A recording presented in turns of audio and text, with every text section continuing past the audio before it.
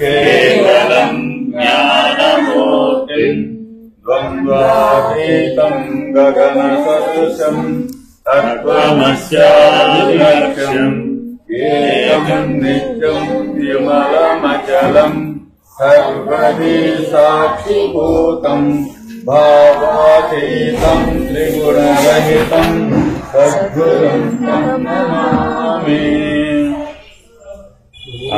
ఆగండి. ప్రార్థనే అంత స్పీడ్గా చదివితే మనం బాగా స్పీడ్గా ఉంటాం. అంత స్పీడ్గా చదవకూడదు. బ్రహ్మానందం పరమ సుఖదం కేవలం జ్ఞానమూర్తిం గగన సదృశం తత్వమస్యాదిలక్ష్యం ఏకం నిత్యం విమలమచలం సర్వదీ సాక్షిభూతం భావాతీతం త్రిగుణరహితం సద్గురుం తం నమామి. నమో బ్రహ్మాదిభ్యో బ్రహ్మ విద్యా సాంప్రదాయేభ్యో వంశ ఋషిభ్యో మహాభ్యో నమో గురుభ్యః. సర్వోపప్లవరహిత ప్రజ్ఞానఘన ప్రత్యగర్తో బ్రహ్మైవాహమస్మి అహం పదార్థరహితః. సదాశివసమారంభాః వ్యాసశంకరమధ్యమాः అస్మదాచార్యపర్యంతాः వందే గురుపరంపరాः. హరి ఓం. శ్రీ గురుభ్యో నమః. హరి ఓం. అథ తృతీయోऽధ్యాయः. శ్రీ పరమాత్మనే నమః. కర్మయోగः. అర్జున ఉవాచ ధ్యాయసి చేత్ కర్మణస్తే మతా బుద్ధిర్జనార్దన తత్కిం కర్మణి ఘోరే మాం నియోజయసి కేశవ. వ్యామిశ్రేణేవ వాక్యేన బుద్ధిం మోహయసీవ మే. తదేకం వద నిశ్చిత్య येन श्रेयोऽहमाप्नुयाम्. श्रीभगवानुवाच लोकेऽस्मिन् विविधा निष्ठा पुरा प्रोक्ता मया नघ. ज्ञानयोगेन साङ्ख्यानाम् कर्मयोगेन योगिनाम्. न कर्मणामनारम्भात् नैष्कर्म्यम् पुरुषो अश्नुते. न च सन्न्यासनादेव सिद्धिम् अधिगच्छति. न हि कश्चित् क्षणमपि जातु तिष्ठत्य कर्मकृत्. कार्यते ह्यवशः कर्म सर्वप्रकृतिजैर्गुणैः. कर्मेन्द्रियाणि संयम्य य आस्ते मनसा स्मरन् इन्द्रियार्थान् विमूढात्मा मिथ्याचारः स उच्यते. यस्मिन्द्रियाणि मनसा नियम्यारभते अर्जुन कर्मेन्द्रियैः कर्मयोगम् आसक्तः स विशिष्यते. नियतं कुरु कर्म त्वं कर्मज्यायो ह्यकर्मणः. शरीरयात्रापि च तेन प्रसिद्ध्येन कर्मणः. यज्ञार्थात् कर्मणो अन्यत्र लोकोऽयं कर्मबन्धनः. तदर्थं कर्म कौन्तेय मुक्तसङ्गसमाचरः. सह यज्ञा प्रजा सृष्ट्वा पुरोवाचा प्रजा प्रजापतिः अनेन प्रसविष्यध्वम् येषवोऽस्त्विष्टकामधुक् देवान् भावयतानेन ते देवा भावयन्तु नः परस्परम् भावयन्तः श्रेयः परमवाप्स्यथा इष्टान् भोगान् हि वो देवा दास्यन्ते यज्ञभाविताः तैर्दत्तानुदायेभ्यो यो भुक्तेस्तेन एव सः यज्ञशिष्टासिनः सन्तो पूज्यन्ते सर्वकिल्बिषैः भुञ्जते स्वयं पापः ये पञ्चत्यात्मकारणात् अन्नात् भवन्ति भूतानि पर्जन्यान्न सम्भवः यज्ञात् भवति पर्जन्यो यज्ञः कर्म समुद्भवः कर्म ब्रह्मोद्भवम् विद्धि ब्रह्माक्षरसमुद्भवम् तस्मात् सर्वगतम् ब्रह्म नित्यम् यज्ञे प्रतिष्ठितम् एवं అప్పుడు ఆ సోఫా అంతా కూర్చోవద్దు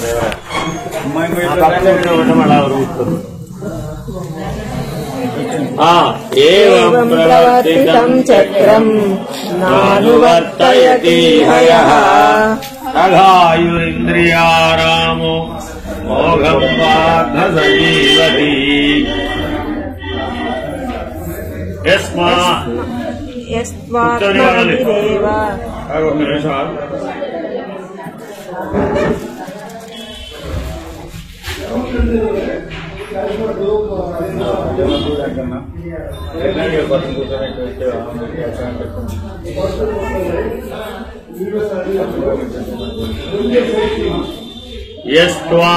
యస్త్వాత్మతిరేవ స్యాత్ ఆత్మతృప్తస్య మానవః ఆత్మన్యేవ చ సంతుష్టః తస్య కార్యం న విద్యతే నైవ తస్య కృతేనార్థో నాకృతేనేహ కశ్చన న చాస్య సర్వభూతేషు కశ్చిదర్థవ్యపాశ్రయః తస్మాదసక్తః సతతం కార్యం కర్మ సమాచర అసక్తో హ్యాచరన్ కర్మ పరమాప్నోతి పూరుషః కర్మణైవ హి సంసిద్ధం ఆసితా జనకాదయః లోకసంగ్రహమేవాపి సంపశ్యన్ కర్తుమర్హసి యద్యదాచరతి శ్రేష్ఠః తదేవేతరో జనః సయత్రమాణం కురుతే లోకదస్తనువర్తతే న మే పార్థాస్తి కర్తవ్యం త్రిషు లోకేషు కించన నానవాస్తమవాప్తవ్యం వర్త ఏవ చ కర్మణి యదిహ్యహం న వర్తేయం జాతు కర్మణ్యతంత్రితః మనవత్వానువర్తంతే మనుష్యాః పార్థ సర్వశః ఉత్సీదేయురిమే లోకా న కుర్యాం కర్మ చేదహం శంకరస్య చ కర్తా స్యామ్ ఉపహన్యామి మా ప్రజాః సక్తాః కర్మణ్య విద్వాంసో యథా కుర్వంతి భారత కుర్యాద్ విద్వాంస్తథా సక్తః చికీర్షుర్లోకసంగ్రహం న బుద్ధిభేదం జనయేదజ్ఞానాం కర్మ సంగినాం జోషయే సర్వకర్మాణి విద్వాన్ యుక్తః సమాచరన్ ప్రకృతే క్రియమాణాని గుణైః కర్మాణి సర్వశః అహంకార విమూఢాత్మా కర్తాహమితి మన్యతే తత్వవిత్తు మహాబాహో గుణకర్మ విభాగయోః గుణాగుణేషు వర్తంత इति मत्वा न सज्जते प्रकृतेर्गुणसम्मूढाः सज्जन्ते गुणकर्मसु तान् कृष्णविदो मन्दान् कृष्णविद् न विचारयेत् मयि सर्वाणि कर्माणि सन्न्यस्याध्यात्मचेतसा निराशीर्निर्ममो भूत्वा युध्यस्व विगतज्वरः अनुतिष्ठन्ति मानवाः श्रद्धावन्तो अनसूयन्तो मुच्यन्ते तेऽपि कर्मभिः एत्वेतदभ्यसूयन्तो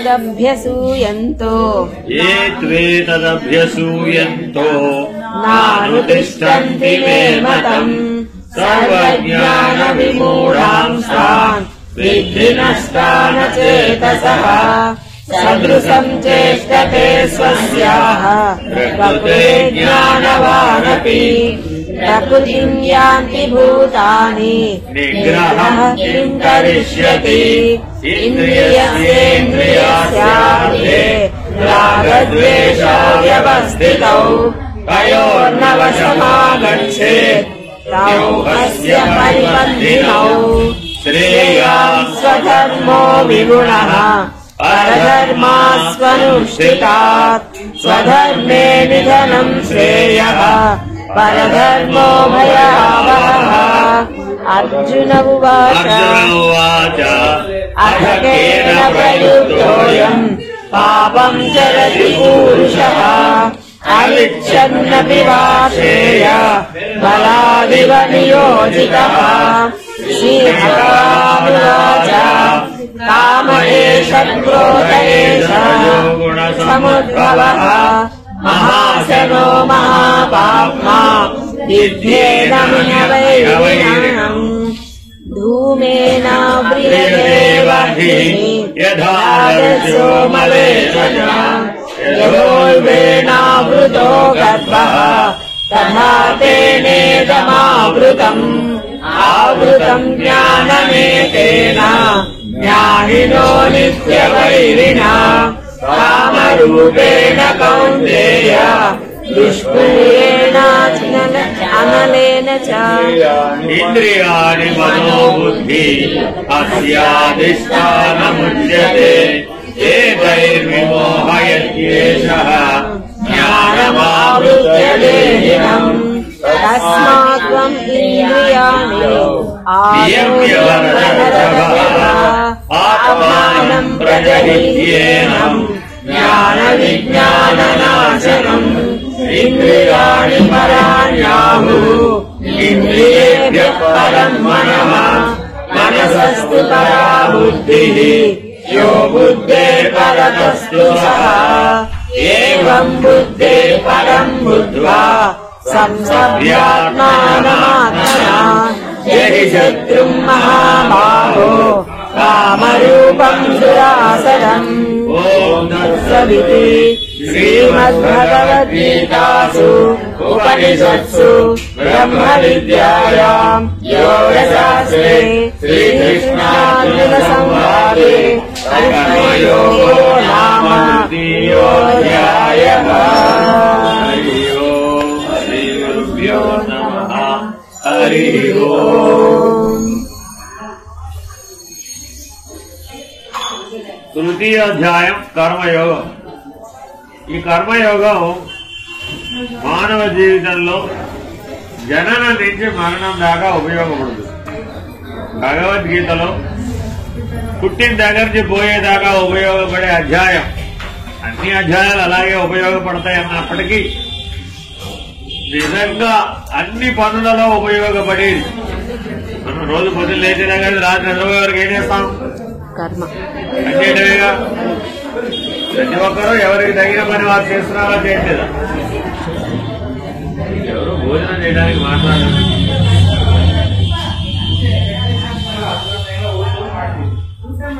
ఓయ్ కాసేపు మౌనంగా ఉండమన్నాను. భోజనం చేయడానికి మాట్లాడడం సైలెన్స్. Hello silence.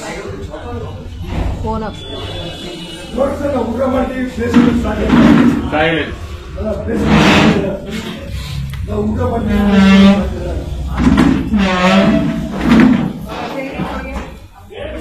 అద్దాల మీద కూర్చోమాకండి, అవి విరిగిపోతాయి.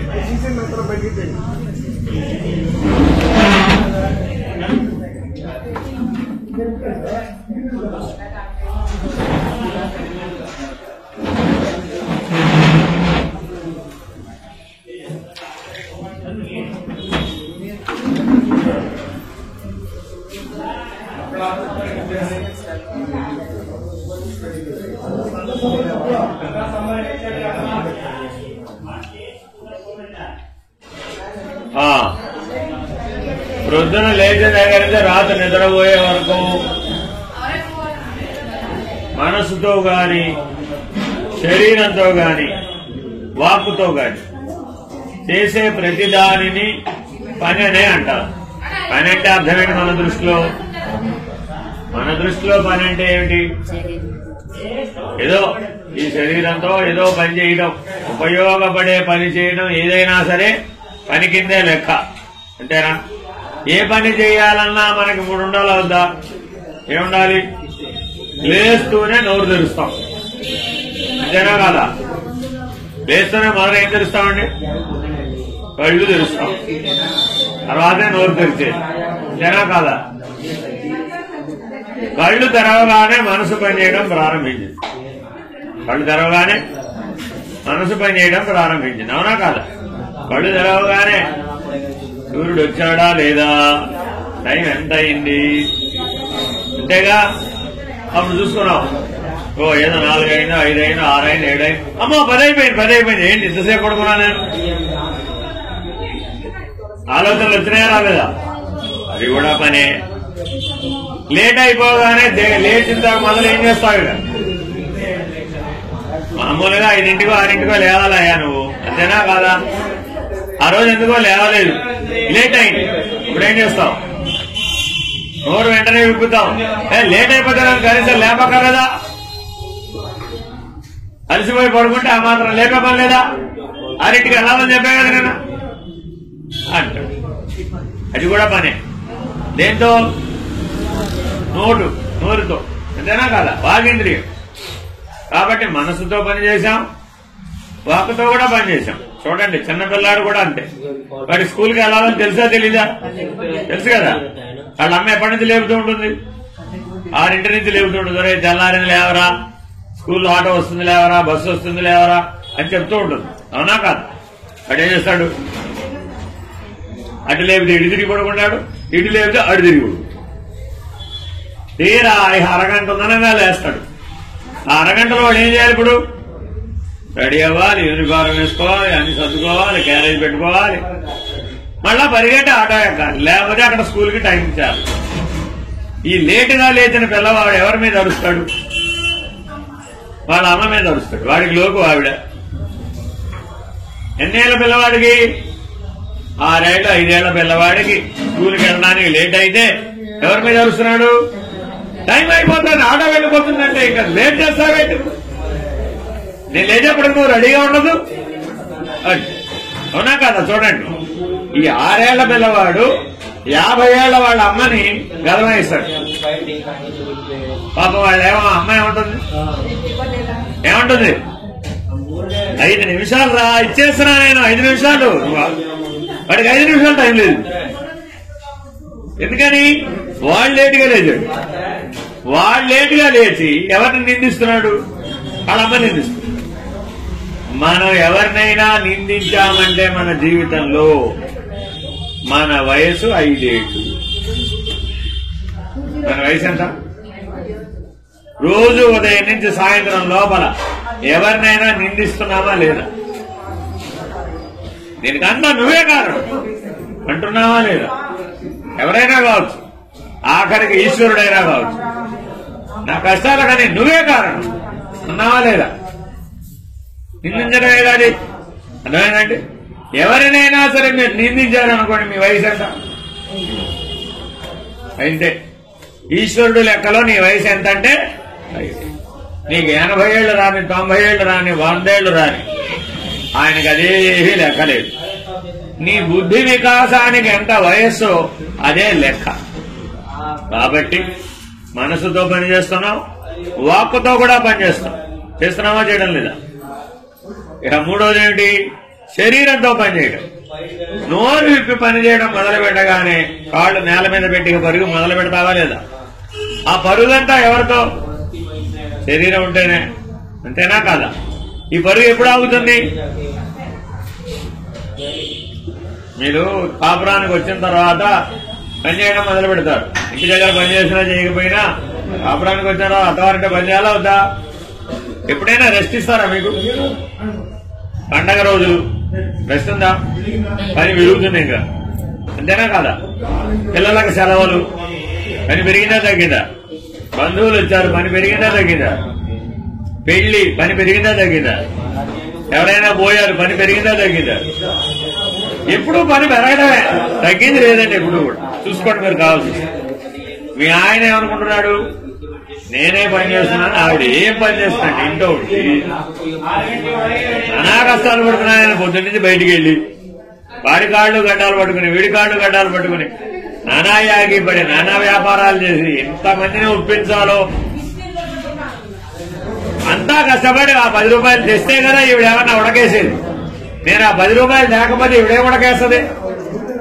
కాబట్టి ఆవిడకంటే నేనే ఎక్కువ కష్టపడుతుంది అని ఆయన అనుకుంటున్నాడు. అవునా కాదా? చూసుకోండి మీ జీవితంలో. ఆయన తిరిగి తిరిగి ఇంటికి వచ్చాడండి. వచ్చాడా లేదా? రాగానే ఏమంటాడు? ఏం చేస్తారా అంటాడు. ఇప్పుడు పొద్దున్న నుంచి చేసేస్తా పోయి. అంతేనా కాదా? సరే ఏమి నీకేం కావాలని అడుగుతుంది. అప్పటికే శాంతంగానే అడుగుతుంది నీకేం కావాలి. రాగానే మంచినీళ్ళు ఇవ్వాలనే కాఫీ ఇవ్వాలని తెలియదు. అడిగాడు ఎప్పుడైనా? అడగలేదు. కానీ ఆయన స్థితిని ఈవిడ అర్థం చేసుకోవాలి. ఆయన మౌనాన్ని, ఆయన కష్టాన్ని ఈవిడ అర్థం చేసుకుని రాగానే ఓ గ్లాసులో మంచినీళ్లు, ఓ కప్పుతో కాఫీ దర్శనమిస్తే అమ్మయ్య లలితా పరమేశ్వర దర్శనం ఇచ్చింది అనుకుంటాడు. లేకపోతే మహాకాళి దర్శనం ఇచ్చింది. చూడండి, వాళ్ళకి అనుకూలంగా కనబడితే మిమ్మల్ని ఏమనుకుంటాడు? అన్నపూర్ణాదేవి, లలితా పరమేశ్వరి, మహాలక్ష్మి కనబడింది అనుకుంటాడు. కొద్దిగా వ్యతిరేకంగా కనబడ్డావు అనుకో, అప్పుడు ఎవరు కనబడారు? మహాకాళి చేస్తున్నానండి బాబు. అవునా కాదా? మీ జీవితంలో ఇది అనుభవం మీ అందరికీ. వాళ్ళు కూడా మీకు అలాగే కనబడతారు. అవునా? రాగానే ప్రశాంతంగా ఉన్నాడు అనుకోండి, మీకు అప్పుడు ఎవరు కనబడారు? ఏ విష్ణుమూర్తో ఏ శివుడో కనబడ్డాడు. అంతేనా కాదా? ఏ విష్ణుమూర్తో ఏ వాడు బాగున్నాడు, ఆయన ప్రశాంతంగా ఉన్నాడు. ఎడ్లు ఎక్కడ తిరిగి వస్తే ఏమిటి కానీ ముందు ప్రశాంతంగా ఉన్నాడు, ధోమధోమలు ఆటలేదు ముందు అనుకుంటారా లేదా? అనుకుంటారు. ఒకవేళ ఆయన వచ్చి ధోమధోమలు ఆడుతున్నాడు అనుకో, ఏమనుకుంటారు? అప్పుడు కోపిష్టి వాడిని చేసుకున్నాను. అప్పటికీ మా నాన్నకి చెప్తూనే ఉన్నాను, 108 సంబంధాలు చూశాడు. ఇది చెయ్యొద్దు బాబో, ఇప్పుడు కోపిష్టి వాడని చెప్తూనే ఉన్నాను నేను. నా మాట వినిపించుకోకుండా వీడికి ఇచ్చి చేసేది అని మనసులో అయినా అనుకుంటారు. బయటికి చెప్పకపోయినా వాళ్ళేమో బయటికే చెప్పేస్తారు, మీరేమో మనసులో కూడా అనుకుంటారు. మనసులో అనుకోవడం పనేనా కాదా? పనేనా కాదా? ఫలితం వస్తుందా రాదా? వస్తుంది. నువ్వు మనసులో అనుకున్నా ఫలితం వస్తుంది, నోటితో అన్నా ఫలితం వస్తుంది, శరీరంతో చేస్తే ఖాయంగా ఫలితం వస్తుంది, నో డౌట్. అప్పుడే వచ్చేస్తుంది. అర్థమైందా? ఉదాహరణ చెప్తా. మీరు సాధారణంగా చీపిరి ఎక్కడ పెడతారు? తలుపు పక్కన పెడతారు, పడిపోతుందని, మూలగా ఉంటుంది కదా, నిలబడుతుంది. ఈయన స్పీడ్ గా లోపలికి వస్తాడు, ఆ తలుపు ఓరగా ఉంటది కదా, స్పీడ్ గా తలుపు నెట్టుకుని వస్తాడు. అలా అనగా ఆ చీపిరి పడుతుంది. చూడండి, ప్రతి వారి జీవితంలో ఇది కనబడుతుందండి. ఆ చీపిరి పడగానే ఈయన కోపం వస్తుంది. ఏం చేస్తున్నాను? ఇంట్లో అడ్డంగా చీపురు పడేసాం, వదిలితే నేను నానా కష్టాలు పడేస్తా.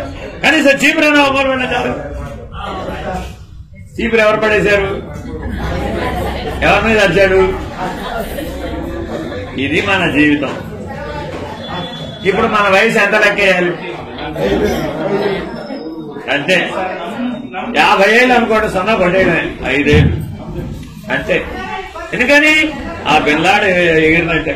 కాసేపు ఈవిడికి ఆయన వాళ్ళ ఆయన ఎట్లా కనబడతాడండి, ఓహో వీడి బుద్ధే వచ్చింది వాడికి కూడా. ఈవిడేమనుకుంటుందండి, ఓహో వీడి బుద్ధే వచ్చింది వాడికి కూడా. అంతే. ఎందుకని ఆ తండ్రి కన్న కొడుకే కదా, అంతేనా కాదా? అంటుందా లేదా? అదేగా స్వభావం వచ్చేది. మరి ఆ తాళ్ళలో ముఖ్యంగా ఓ నీ బుద్ధే వచ్చింది నీ కొడుకు కూడా, ప్రశాంతంగా ఉండు, కాసేపు మంచినీళ్ళు ఇస్తాయి తాగు, ప్రశాంతంగా కూర్చో అంటుందా లేదా? వెళ్ళి స్నానం చేసిరా ముందు, కాస్త స్పీడ్ తగ్గుతుంది, slow, cool down cool down cool down అంటుంది. ఓం శాంతి శాంతి శాంతి. అర్థమైందండి? మంచివాడు అనుకోండి, అంటే సత్వగుణ సంపన్నుడు అనుకోండి, మీరు ఇలా చెప్తే ఏమవుతుంది? కూల్ అవుతాడు. ఓ ఏదో ఉంది విషయం, మనం జాగ్రత్తగా ఆలోచించాలని తగ్గుతాడు. అదే కాస్త స్పీడ్ వ్యక్తి అనుకోండి, ఒక కాఫీ మండలం ఓం శాంతి శాంతి శాంతి అంటారు. వాళ్ళు తిరుగుతామని ఇంకా విసుక్కుంటారు. అవునా కాదా? స్పీడ్ పెరిగిందే తగ్గిందా? మీకు కూడా వస్తుంది. ఇదే రెండు పక్షాల్లో చెప్తాను నేను, వాళ్ళకే కాదు. అవునా కాదా? మీరేదో ఇండెంట్ పెట్టారు, ఏంటి ఏదో దీపావళి వస్తుందో సంక్రాంతి వస్తుందో కోడలకు అది పెట్టాలి, లేకపోతే నాకు ఇది కొనాలి, లేకపోతే పిల్లలకు అది పెట్టాలి, ఇలా ఏవో ఇండెంట్ పెడతా ఉంటారా లేదా? మీరు ఇండెంట్ పెట్టినప్పుడల్లా వాళ్ళకి బీపీ వస్తున్నారా? వస్తుందా? ఇండెంట్ పెట్టినప్పుడల్లా వస్తుంది, చూసుకోండి కావాల్సి వస్తుంది. ఎందుకని? ఆయన శక్తి సామర్థ్యాలను నీకు కాకుండా ఎవరికి తెలుసు? నీకేగా తెలియాలి ఆయన శక్తి ఎంతో. కానీ నువ్వు ఎంత ఇండెంట్ పెడతావు? ఆయన శక్తి కంటే పైకి పెడతావు. ఇప్పుడు ఆయనకి బీపీ రావాలి. చూడండి, ఇవన్నీ కర్మ ఫలములే, ఇవన్నీ పనులే, ఇవన్నీ కర్మలే, వీటన్నింటికీ ఫలితం రావాల్సిందే. అర్థమైందండి? ఇవాళ మనం మణికర్ణికా ఘాట్కి వెళ్ళాం. అక్కడ మీకేమైనా తెలిసిందా? మణికర్ణికా ఘాట్కి ఎందుకు వెళ్ళాలి? వివేకం రావడం కోసం. మన కళ్ళ ముందే వెళ్ళిపోతున్నారు. అవునా కాదా? మనమేమో ముక్కు మూసుకుని ఓం నమః శివాయ ఓం నమః శివాయ ఓం నమః శివాయ మనం అంటున్నాం. అర్థమైందండి? అవునా కాదా? చూసుకోండి, పూజారులందరూ బ్రాహ్మణులందరూ ఏం చేస్తున్నారు? అర్చనలు, హారతులు, పిండ ప్రదానాలు, ఎవరి గోల వారికి. ఎవరెవరి పనిలో జోక్యం చేసుకోలేదు. ఎవరు కట్టవచ్చారా? నీ గోల అనేది, వాడి గోల వాడి. అవునా కాదా? ఈ ప్రపంచం అంతా అక్కడ కనబడిందా కనబడలేదా? చూడండి, మన ఇంట్లో కూడా ఎవడి గోల వాడిది. వీడి గోల వాడికి పట్టదు, వాడి గోల వీడికి పట్టదు. మరి ఇట్లాగే జీవిస్తున్నామా లేదా మనం కూడా? కానీ వీటన్నింటి మధ్యలో ఒక సత్యాన్ని గ్రహించాలి. అక్కడ కట్టెలు అమ్మేవాళ్ళు కనపడారో లేదు? అమ్మాలా వద్దా వాళ్ళు? ఆ అవసరం కట్టెక్కాలంటే కట్టెలు అమ్మాలి. వాళ్ళకే ఇంతమంది ఉన్నారు కదా వారణాసిలో, అక్కడ కనబడుతున్న వాళ్ళు మాత్రమే ఎందుకు కట్టెలు అమ్ముతున్నారు? డౌట్ రావాలా వద్దండి? మనకు బయట చాలా మంది కనబడ్డారా లేదా? వాళ్ళు ఎవరన్నా ఒక్కళ్ళు బయట కనబడ్డారా? కనబడలేదండి. అక్కడే కనబడుతున్నారు వాళ్ళు. వాళ్ళు ఆ పనికే పరిమితం, ఆ వ్యవస్థకే పరిమితం, ఆ స్థలానికే పరిమితం. ఈ బయట అక్కడ కనబడుతున్నాడు వాడు. వాళ్ళ జీవితం అంతా అంతే. ఇక అక్కడే పుడతాడు, అక్కడే పెరుగుతాడు, ఆ పనితోనే పెరుగుతాడు, ఆ దాంతోనే జీవిస్తాడు, ఆ దాంతోనే వెళ్ళిపోతాడు. ఎందువలన అటువంటి జీవితం వచ్చింది? మిగిలిన ఇక్కడ బయట ప్రపంచంలో అలాంటి వాళ్ళు ఎంతమంది ఉన్నారు? అడు మనుషులేగా. కానీ వాళ్ళకే అటువంటి జీవితం ఎందుకు వచ్చింది? చెప్పగలరా? చెప్పగలరా? ఇలా ప్రపంచాన్ని చూసి నేర్చుకోవడం కోసం వచ్చారు. మర్చిపోమాక.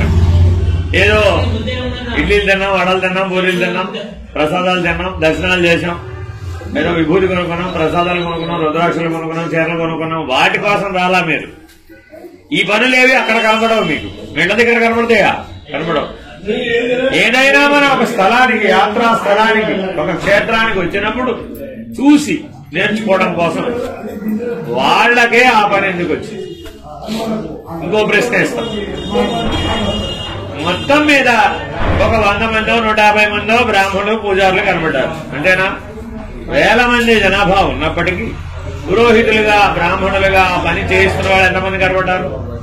ఒక 100 150 కనబడ్డారు. అంతేనా? వాళ్లకు మాత్రమే ఆ పని ఎందుకు వచ్చింది? మనుషులందరూ సమానమే కదా ఈశ్వరుడు దృష్టిలో. వాళ్లకు మాత్రమే ఈ జన్మలో ఆ పని ఎలా వచ్చింది? అది కూడా పనేనా కాదా? పనేగా. పని ఫలితం.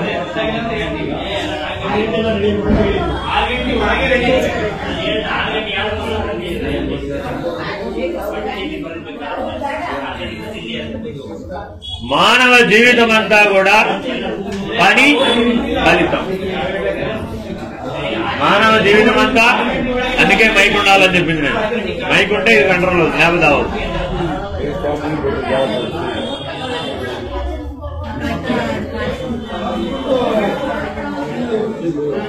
ఏమీ లేవు అక్కడ, ఆధారం కూడా లేదు.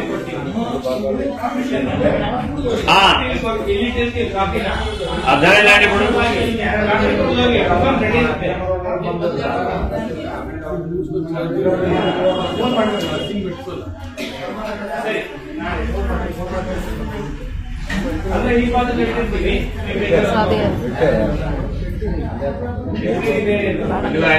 గట్టిగా మాట్లాడారు, కొద్దిగా చిన్నగా మాట్లాడారు.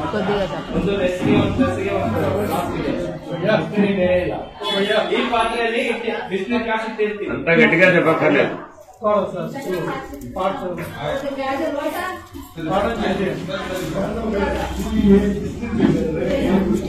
నాకంటే గట్టిగా మాట్లాడుతున్నాను. నేను ఆయన గట్టిగా మాట్లాడుతా, నేను గట్టిగా మాట్లాడుతుంటే అంతకంటే గట్టిగా మాట్లాడు. ఈ కర్మయోగం అనేది ఎటువంటిదయ్యా అంటే కర్మ రహస్యాన్ని వివరిస్తుంది. కర్మయోగం అంటే ఏంటండి? ప్రతి దాంట్లో రహస్యం ఉంటుందండి. రహస్యం అంటే అర్థం ఏంటి? రహతి ఇది రహస్య, అది దాని వ్యుత్పత్తార్థం. అంటే అర్థం ఏంటంటే తెలిసిన వాడు, అనుభవజ్ఞుడు దాని అంతరార్థాన్ని వివరించి చెప్తే తప్ప నువ్వు తెలుసుకోలేదు. మామూలుగా చూస్తే అర్థం కాదు. ప్రపంచం అందరూ ఇట్లాగే ఉన్నారు, మనం కూడా అలాగే ఉన్నాం. ఏముంది తేడా అనుకుంటున్నాం, కానీ ప్రపంచం అంతా ఒకేలాగా లేదు. ఉందా? లేదండి. ప్రపంచం అంతా ఒకేలాగా లేదు. ఒకడు ఆ పనే చేస్తున్నాడు, ఒకడు ఈ పనే చేస్తున్నాడు.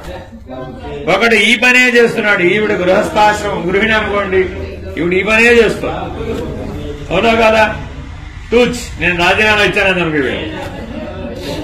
అది కూడా ఉద్యోగం అనుకుని కాసేపు మగవాళ్ళు ఎట్లయితే రాజీనామా ఇస్తున్నారు, ఇంట్లో ఉన్న గృహిణి కూడా నేను రాజీనామా ఇచ్చాను భో అని అనుకోండి, ఏమవుతుంది? అప్పుడు ఇచ్చే అవకాశం ఉందా? లేదా? 80 ఏళ్ళు వస్తే రాజీనామా ఇవ్వచ్చా? 80 ఏళ్ళు వస్తే ఎలా? భోజనం అక్కడి నుంచి వస్తుంది. ఇప్పుడు 80 ఏళ్ళు భోజనం అక్కడి నుంచి వస్తుంది, వండుకోవాల్సిందేగా. కాబట్టి ఎన్ని మార్పులు మన జీవితంలో వచ్చినా పని ఫలితం అనే దాంట్లోంచి మనం బయటపట్టాలి. నిత్య జీవితంలో పని ఫలితం జరుగుతున్నప్పుడు మనలో 2 భాగాలుగా అది ఇక్కడ నిక్షిప్తం అవుతుంది. కర్మ ఫలితం ఎక్కడుందండి? ఇందులో ఉంది. అర్థమైందా? ఒక భాగమేమో సంతృప్తి, ఒక భాగమేమో అసంతృప్తి. 2 ఫలితాలే. సంతృప్తి ఫలితమే, అసంతృప్తి కూడా ఫలితమే. అర్థమైందండి? నిన్న సాయంత్రం మీరు రుద్రాభిషేకం చేశారు. సంతృప్త అసంతృప్త ఫలితం పనేనా కాదా? పని. అవునా కదా? అప్పుడు అందరూ బాగా స్పీడ్ గా ఉన్నారా, స్లోగా ఉన్నారా? స్పీడ్ గా ఉన్నారా, స్లోగా ఉన్నారా? మీకే తెలియాలి. ఆ రుద్రాభిషేకం చేసేటప్పుడు మీరు స్పీడ్ గా ఉన్నారా, శాంతంగా ఉన్నారా, ఆవేశంగా ఉన్నారా? ఎందుకు ఆవేశంగా లేరు మరి? అప్పుడు ఆవేశంగా ఉండకూడదా? నీ స్వభావం అదే అయితే అప్పుడు కూడా ఆవేశంగానే ఉండాలిగా. మీ ఆవిడ మీద అరవాలా వద్దా? అరవాలి. అరిస్తే అప్పుడు ఏ గుణం? రజోగుణం. శాంతంగా ఉంటే పూజలు, జపాలు, ప్రార్థనలు, ధ్యానాలు వగైరాలు చేస్తున్న వాళ్ళు అవన్నీ దేనికోసం చేస్తున్నారు? శాంతంగా ఉండటం కోసం. శాంతం లేని సౌఖ్యం లేదు, గుర్తుపెట్టుకోండి. మీకు సుఖం కావాలా వద్దా? ప్రతి వాళ్ళు సుఖం కావాలనుకుంటున్నారా లేదా? ఉన్న దుఃఖం పోవాలి, కొత్త సుఖం రావాలి. మానవ జీవితం అంతా ఇంతే. పనులు ఎందుకు చేస్తున్నాం? ఉన్న దుఃఖం పోవాలి, కొత్త సుఖం రావాలి, అంతే. మీకు కాకరకాయ అంటే ఇష్టం అనుకోండి, వరుసగా మీ ఇంట్లో 40 రోజుల పాటు దీక్షగా మండలం రోజులు కాకరకాయ వండారనుకోండి, ఏమవుతుంది మీ పరిస్థితి? 40 రోజులు కాకరకాయ మీ చేతులనే ఉంది. 40 రోజులు కాకరకాయ వండేశారు, ఏమవుతుంది? ఏమవుతుంది? ఏమంటే ఏమవుతుంది? ఏమవుతుంది ఫలితం? అనేనా కదా? 40 రోజులు వరుసగా కాకరకాయ వండావు, ఏమవుతుంది ఫలితం? అంత అవకాశం ఇస్తారంటావా? 4వ రోజు దాటగానే ఏం చేస్తాడు? తమ అసంతృప్తిని వెలిబుచ్చుతారు, అవునా కాదా? ఏం లేదు, నేను వడ్డించాను మీరు అని ఇంకో 4 రోజులు ఉండేవు. ఏం చేస్తారు? ఏం చేస్తారు? ఏం చేస్తారు? ఏమైనా చేయవచ్చు, తినకుండా అలిగి వెళ్ళిపోవచ్చు, ఈ ముందే పారేయచ్చు, ఇంకా మరీ వేగంగా అయితే విసిరి కొట్టచ్చు, అంతేనా కాదా? సరే, ఏమనుకుంటా నాకెందుకులే, మా గురువుగారు చెప్పారు, ఏం చెప్పినా గాని శాంతంగా ఉండమన్నారు కదా, వాళ్ళు ఏం చేసుకుంటే నాకెందుకు. ఇంకో 4 రోజులు కాకరకాయ కూర వండారు, 8 రోజులు అయిపోయింది. 12వ రోజు కూడా కాకరకాయ వండారు, ఏమవుతుంది? ఏమవుతుంది? మీరు వండద్దు, మేమే మీకు రాజీనామా ఇప్పించేస్తాం. లేకపోతే ఎవరండి ఇస్తారా? నువ్వు వండకు మహాప్రభావం, నువ్వు తల్లి, నువ్వు వండ, మేము ఎక్కడి నుంచి తెచ్చుకుంటాం. నువ్వు ఈ కాకరకాయ తప్ప ఇంకేం ఉండవు. ఎలాగో ఏమంటారు పైగా, మా జీవితం అంతా కాకరకాయ పెట్టేటే ఉన్నావు. ఏది 12వ రోజుకే, అవునా కాదా? అందుకని అలా అనకుండా ఉండేటటువంటి సందర్భం ఒకటి ఉన్నది. ఎవరైనా వెళ్లిపోతే నిత్యకర్మ చేస్తారు ప్రతిరోజు, 10 దిన కర్మ అంటారు. వాస్తవానికి 12 రోజులు చేస్తారు. 12 రోజులు కాకరకాయ వండుతారు. నియమం, ఒక కూర కంపల్సరీ కాకరకాయ కూర వండవలసిందే, 12 రోజులు వండవలసిందే. మిగిలిన ఏమైనా మార్చుకోవచ్చు, కానీ 12 రోజులు మాత్రం కాకరకాయ కూర వండవలసిందే. అప్పుడేం చేస్తాడు ఈయన? అప్పుడు కూడా అరుస్తాడు? అవకాశం లేదు. ఎందుకని? ధర్మం. ధర్మం ఎక్కడ కట్టుబడ్డాడు? ఇప్పుడు ధర్మం దగ్గర కట్టుబడ్డాడు. అర్థమైందండి? అదే ఇష్టం అంటే ఏమైంది? 4వ రోజుకే గొడవ మొదలైంది. అర్థమైందండి? 40 రోజులు వండిన ఒకే రకమైనటువంటి వంట మీకు ఆవేశం రాలేదనుకోండి, వండేవాళ్ళకి కాదు తినేవాళ్ళకి ఆవేశం ఎవరికి వస్తుంది? తినేవాళ్ళగా వండేవాళ్ళుగా? తినేవాళ్ళకే వస్తుంది, కానీ ముందు ఆవేశం మీకు వస్తుంది, వండేవాళ్ళకి వస్తుందండి. చేసిన పనే మరల మరల మరల మరల ఒకే పనిని చేయగా చేయగా మార్పు లేకపోతే మీకు లోపల పరిణామం మారిపోయి మీ మీద మీకే విరక్తి వస్తుంది, మీ మీద మీకే నిరాసక్తత వస్తుంది, మీ మీద మీకే రకరకాల భావాలు వస్తాయి. ఎప్పుడు మానేద్దామా ఈ పని అనిపిస్తుంది, అవునా కాదా? అదే రోజు వెరైటీ మారిస్తే ఉత్సాహంగా పనిచేసుకుంటూ ఉంటాం. కర్మయోగ రహస్యం ఏమిటంటే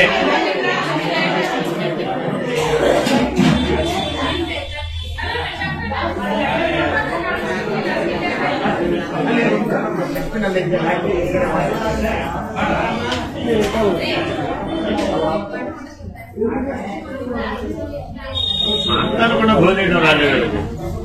వీళ్ళు విహారయాత్రలు వచ్చారు కానీ తీర్థయాత్ర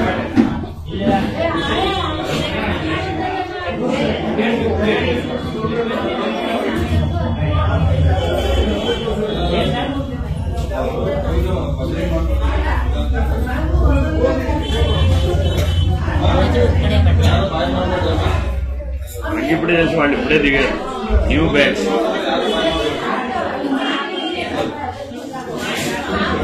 భోజనం చేసే వాళ్ళు మాట్లాడాలని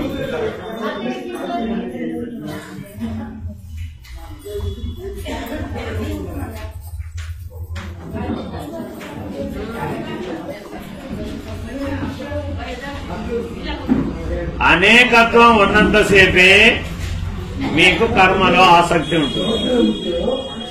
అనేకత్వం ఉన్నంతసేపే కర్మలో ఆసక్తి ఉంటుంది. అనేకత్వం లేదనుకోండి, అనేకత్వం లేకపోతే ఏముంటుంది? ఏకత్వం ఉంటుందండి. ఏకత్వం ఎప్పుడైతే ఉందో అప్పటికి ఆసక్తి పనిచేయదు. అర్థమైందా లేదా? కాబట్టి మనం రోజు కర్మలను చేసేటప్పుడు 2 ప్రశ్నలు వేసుకోవాలి అని కర్మయోగం చెప్తోంది. మొదటి ప్రశ్న ఏమిటి? కర్త ఎవరు? ఏ పనికైనా కర్త ఎవరు? మనసుతో పని చేయవచ్చు, శరీరంతో పని చేయవచ్చు, వాక్కుతో పని చేయవచ్చు. దేనితో పని చేసినా కర్త ఎవరు అని ప్రశ్న వేసుకోవాలి. కర్త ఎవరంటే ఎవరైనా ఏం చెప్పారు? ఇల్లు ఇంత అందంగా ఉంచింది ఎవరండి? నేనే. అంతేనా కాదా? ఇల్లు ఎవరు బాగు చేశారండి? నీ పిల్లలే. ఇల్లు ఇంత అందంగా ఎందుకు ఉంచా? ఎవరు ఉంచారండి అంటే ఇల్లు ఎవరు బాగు చేశారండి? మీ పిల్లలే. చూడండి, 2వ స్థానంలో కర్త ఎవరైపోయారప్పుడు? ఆవిడేం పాడు చేయలేదు కదా, సత్యమే చెప్పింది ఆవిడ. నేనేం పాడు చేయలేదండి, పిల్లలే పాడు చేశారు, నేను మాత్రం అందంగానే ఉంచా. కాబట్టి ప్రతి పనికి ఒక కర్త ఉన్నట్టు కనబడుతుందా లేదా? నాడా లేదా? ఈ సృష్టి కూడా ఒక పని అనుకోండి. కాసేపు మనం ఎట్లయితే పనులు చేస్తున్నామో ఈ సృష్టి కూడా ఒక పని అనుకున్నారు అనుకోండి. ఆ పనికి కర్త ఉంటాడా ఉండడా? ఉంటాడా ఉండడా? ఉండాలిగా. ఆయనే సృష్టికర్త. ఆయన ఎవరు? సృష్టికర్త. సృష్టికర్త చేసిన సృష్టిలో మనమంతా భాగమేనా కాదు? నేను సృష్టికర్తలో భాగం కాదండి అనేవాళ్ళు ఎవరైనా ఉన్నారా? ఎవరైనా ఉన్నారా? ఎవరు లేరుగా. అందరూ సృష్టికర్తలో భాగమే, అందరూ సృష్టిలో భాగమే. మొదటగా ఎందులో భాగం? సృష్టికర్తలో భాగం. తర్వాత ఎందులో భాగం? సృష్టిలో భాగం. ఈ 2 ఒప్పుకుంటారో ఒప్పుకోరు? సృష్టిని చూసి సృష్టికర్తకి ఏమైనా కోపం వస్తుందా? సృష్టి అనేకంగానే ఉందా లేదా? అనేకంగానే ఉంది. రోజు సృష్టి మారిపోతుందా మారిపోవట్లేదా? మారిపోతూనే ఉంది. సృష్టి అంతా సుఖ దుఃఖాలు అనుభవిస్తున్నారా లేదా? అనుభవిస్తున్నారు. జనన మరణాలు అనుభవిస్తున్నారా లేదా? లాభ నష్టాలు అనుభవిస్తున్నారా లేదా? రాత్రింబవళ్ళు అనుభవిస్తున్నారా లేదా? కానీ సృష్టికర్తలో ఏమైనా మార్పు వచ్చింది? సృష్టి వలన సృష్టికర్తలో ఏమైనా మార్పు వచ్చిందా? రాలేదు. కాసేపు నీ ప్రపంచం, నీ సంసారం, నువ్వు చేసే పనులు, నీ ఇల్లు, నీ వ్యవహారం అంతా, నువ్వు వేసే పాత్రలన్నీ కాసేపు సృష్టి అనుకుందాం. నువ్వెవరు? సృష్టికర్త. ఎందుకంటే నువ్వు ఉంటేనే కావన్నీ, నువ్వు లేకపోతే లేవుగా. ఇవాళ పొద్దున పిండ ప్రదానాలు చేశారా లేదా? మీరు చేసే పనులన్నిటికీ కర్త ఎప్పుడో 100 ఏళ్ల క్రితం చనిపోయిన మీ ముత్తాత గారు. ఒప్పుకుంటారా ఒప్పుకోరా? ఎలాగా?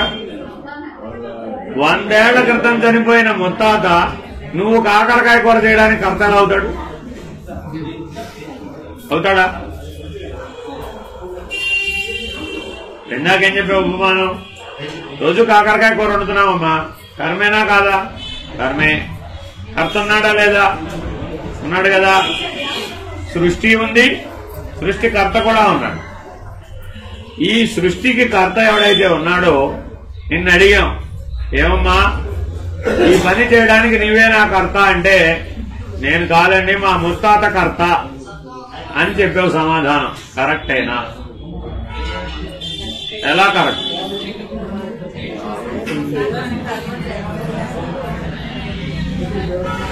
నీ ముత్తాత బతికిలేడుగా, అసలు బతికేలేడుగా, చూడటం సంగతి దేవుడు. ఇప్పుడు అడిగితే ప్రశ్న, 100 ఏళ్ల క్రితం చనిపోయిన ముత్తాత కర్త అంటే ఎట్లా పనికి వస్తుంది? ఎవరైనా ఒప్పుకుంటారా? అలా ఒప్పుకున్నారనుకోండి, ఇవాళ ఒక నేరం చేసి ఈ నేరానికి నేను కాదండి బాధ్యుడిని మా ముత్తాత, ఆయనకి ఏంటి శిక్ష అంటే వేస్తారా? వేయరా? ఏ నేరం నువ్వు కదా చేసింది, అంతేనా కాదా? మనం కూడా ఏం చేస్తున్నామంటే చేయవలసినవన్నీ వాయిదా వేసేసి, చేయకూడనివన్నీ చేసేసి, కర్మలో మనం ఏం చేస్తున్నామంటే చేయవలసినవన్నీ వాయిదా వేసేసి, చేయకూడనివన్నీ చేసేసి, కారణం ఎవరి మీద చూపిస్తున్నాం? కర్త ఎవరంటున్నాం? నేను కాదండి బాధ్యుడు, ఈశ్వరుడు. కాబట్టి శిక్ష ఎవరు వేయాలి? ఇప్పుడు ఈశ్వరుడు చేస్తుంది. చెల్లుతుందా ఈ వాదన? చెల్లుతుందా? ఎలా అవుతుంది? అంతేనా కాదా? మంచంతా నాది, దోషాలన్నీ ఈశ్వరుడు, పుణ్యాలన్నీ నావి, పాపాలన్నీ ఈశ్వరుడు. ఇలా అంటే చెల్లుతుందా? చెల్లదు. మరి దీని పరిష్కారం ఏమిటి? అర్జునుడు ఏమడిగాడంటే, నాకు 2 పరిష్కారాలు కనబడుతున్నాయి. ఒకటి, నేనేమీ చేయను. అప్పుడే గొడవ లేదు అసలు, నన్ను చేస్తేనేగా గొడవ. నేనేం చేయను, దాన్ని ఏమంటారు? కర్మ సన్యాసం. దాన్ని ఏమంటారండి? ఏమీ చేయను అంతే. ఎందుకంటే ఏమైనా చేస్తే ఏదో ఒకటి అవుతుంది కాదు. ఏమైనా చేస్తే ఏమవుతుంది? ఏదో ఒకటి అవుతుంది. ఫలితం ఏదో ఒకటి వస్తున్నా రాదా? ఏదైనా ఫలితం వస్తే ఆ ఫలితం చేత నీకు బంధం ఏర్పడుతోంది కాబట్టి, ఆ బంధం పని వల్లనే పుట్టింది కాబట్టి నేను అన్ని పనులు మానేస్తా. హాయిగా అరణ్యానికి వెళ్లి ఏది దొరికితే అది తింటా, ఏది ఎలా ఉండాలో అలా ఉంటా, ఏ పని చేయను. ఇప్పుడు ఈ పనులన్నీ చేస్తేనే నాకు సమస్య వచ్చింది. మీకు కూడా మీ సంసారం మీద విరక్తి వచ్చింది.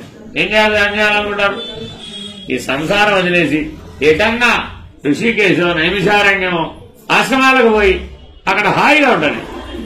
ఎంత చేసినా వీళ్ళకి తృప్తి లేదు. వీళ్ళకి అప్పటికి 40 ఏళ్ళ నుంచి పని చేస్తుంది అని విరక్తి వచ్చింది అనుకోండి, మీకు ఎక్కడికి వెళ్ళాలనిపిస్తుంది? ఆశ్రమాలకి అక్కడికన్నా పోవాలి. ఎందుకంటే అక్కడికి వెళ్తే పని తగ్గుతుందా పెరుగుతుందా? ఆశ్రమాలకు వెళ్తే పని తగ్గుతుందా పెరుగుతుందా? ఏమండి చెప్తారా ఎవరు? ఆశ్రమాలకు వెళితే పని తగ్గుతుందా పెరుగుతుందా? పని పెరిగితే ఫలితం కూడా మరి అదే చెప్పాడు ఇప్పుడు అర్జునుడు కూడా. నేను పనిని వదిలేస్తానని ఏం చెప్తున్నాడు? పని వదిలేసే ఫలితం లేదుగా అని లాజిక్ ని శ్రీకృష్ణ పరమాత్మ ముందు పెట్టాడు. అప్పుడు ఆయన ఏం చెప్పాడంటే, నహి కశ్చిత్ క్షణమపి జాతు తిష్టతి.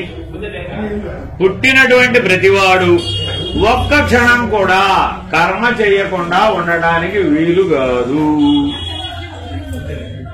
కర్మ అంటే నువ్వేదో వంట చేశావు, ఆయనేదో ఉద్యోగం చేశాడు, వ్యాపారం చేశాడని ఇవే పనులు అనుకుంటున్నారు మీరు.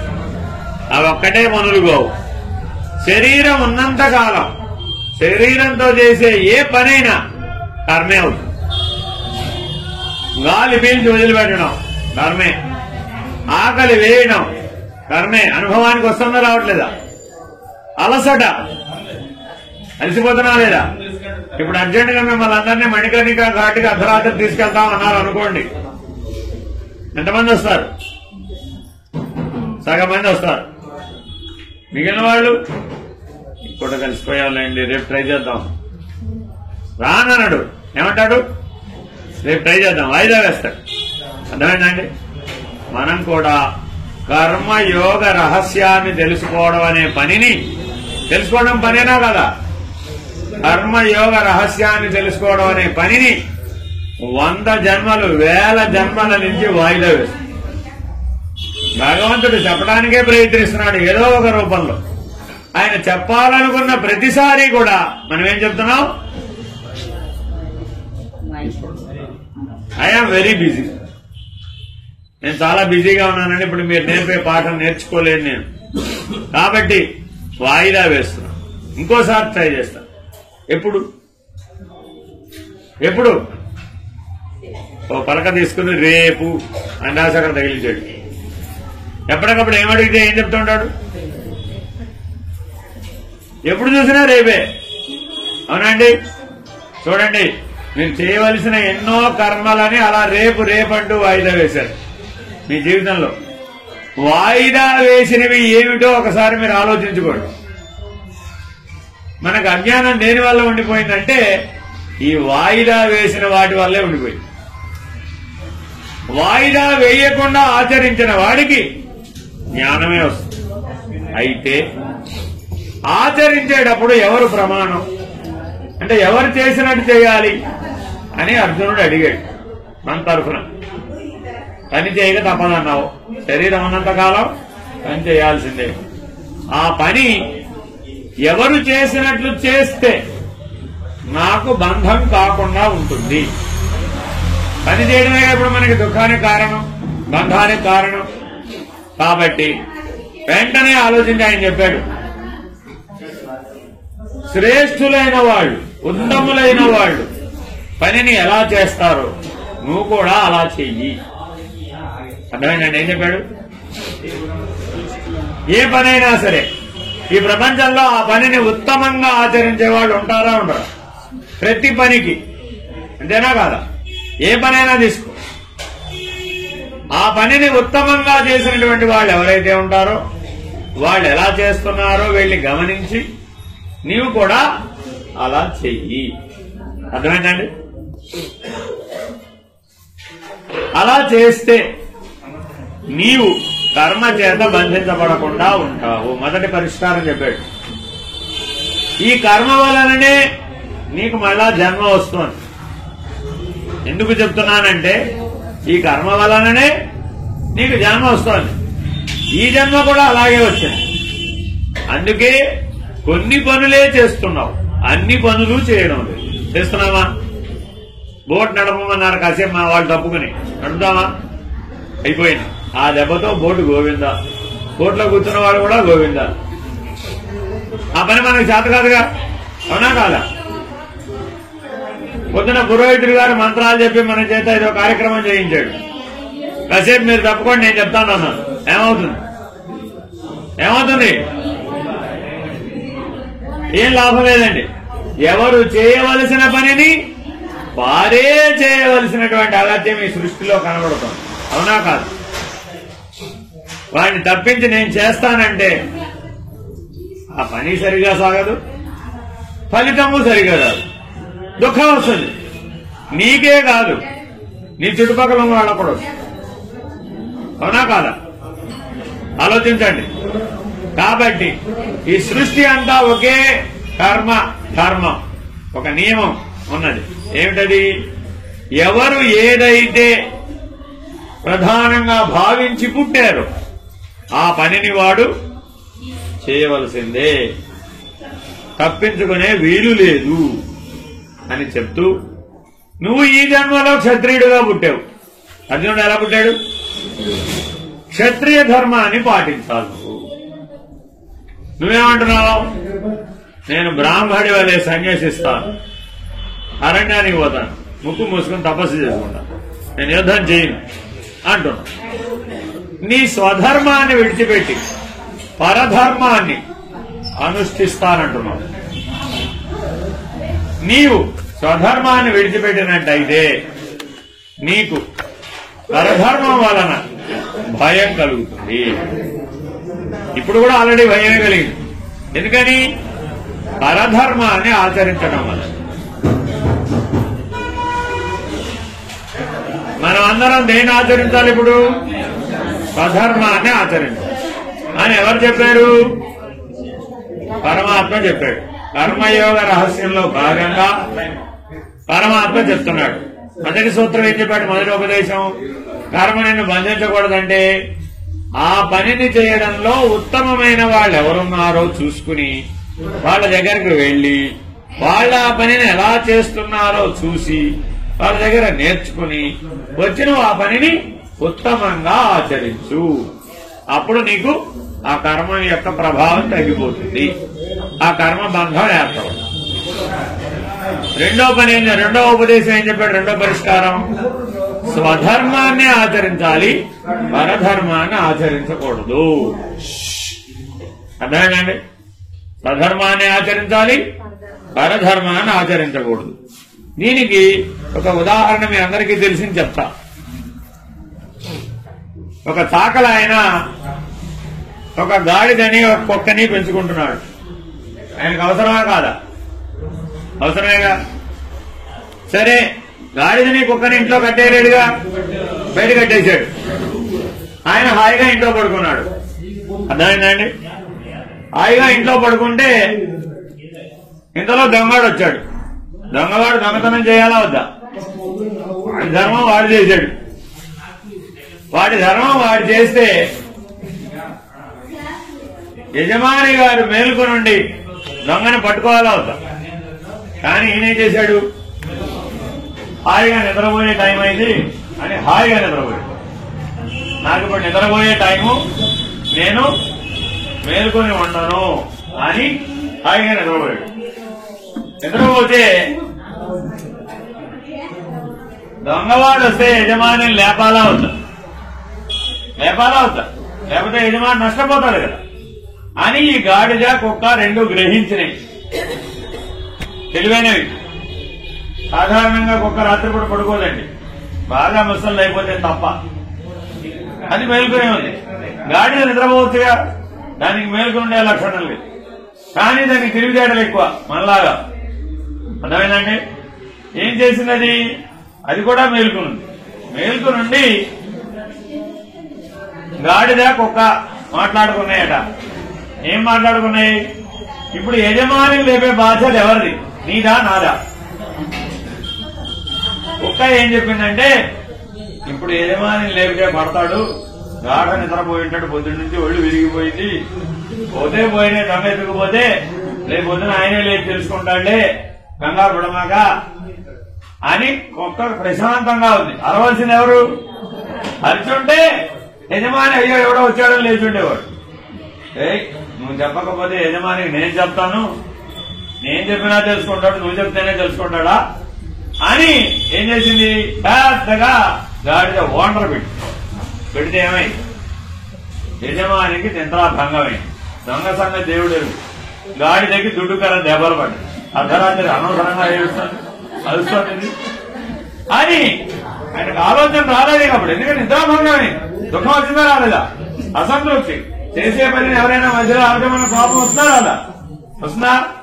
మీరేదో బజ్జీలు వేస్తున్నారండి, మీ ఆయన వచ్చాడు, ఇదిగో నీకోసం గాజులు తెచ్చాను అర్జెంట్ గా రా అన్నాడు.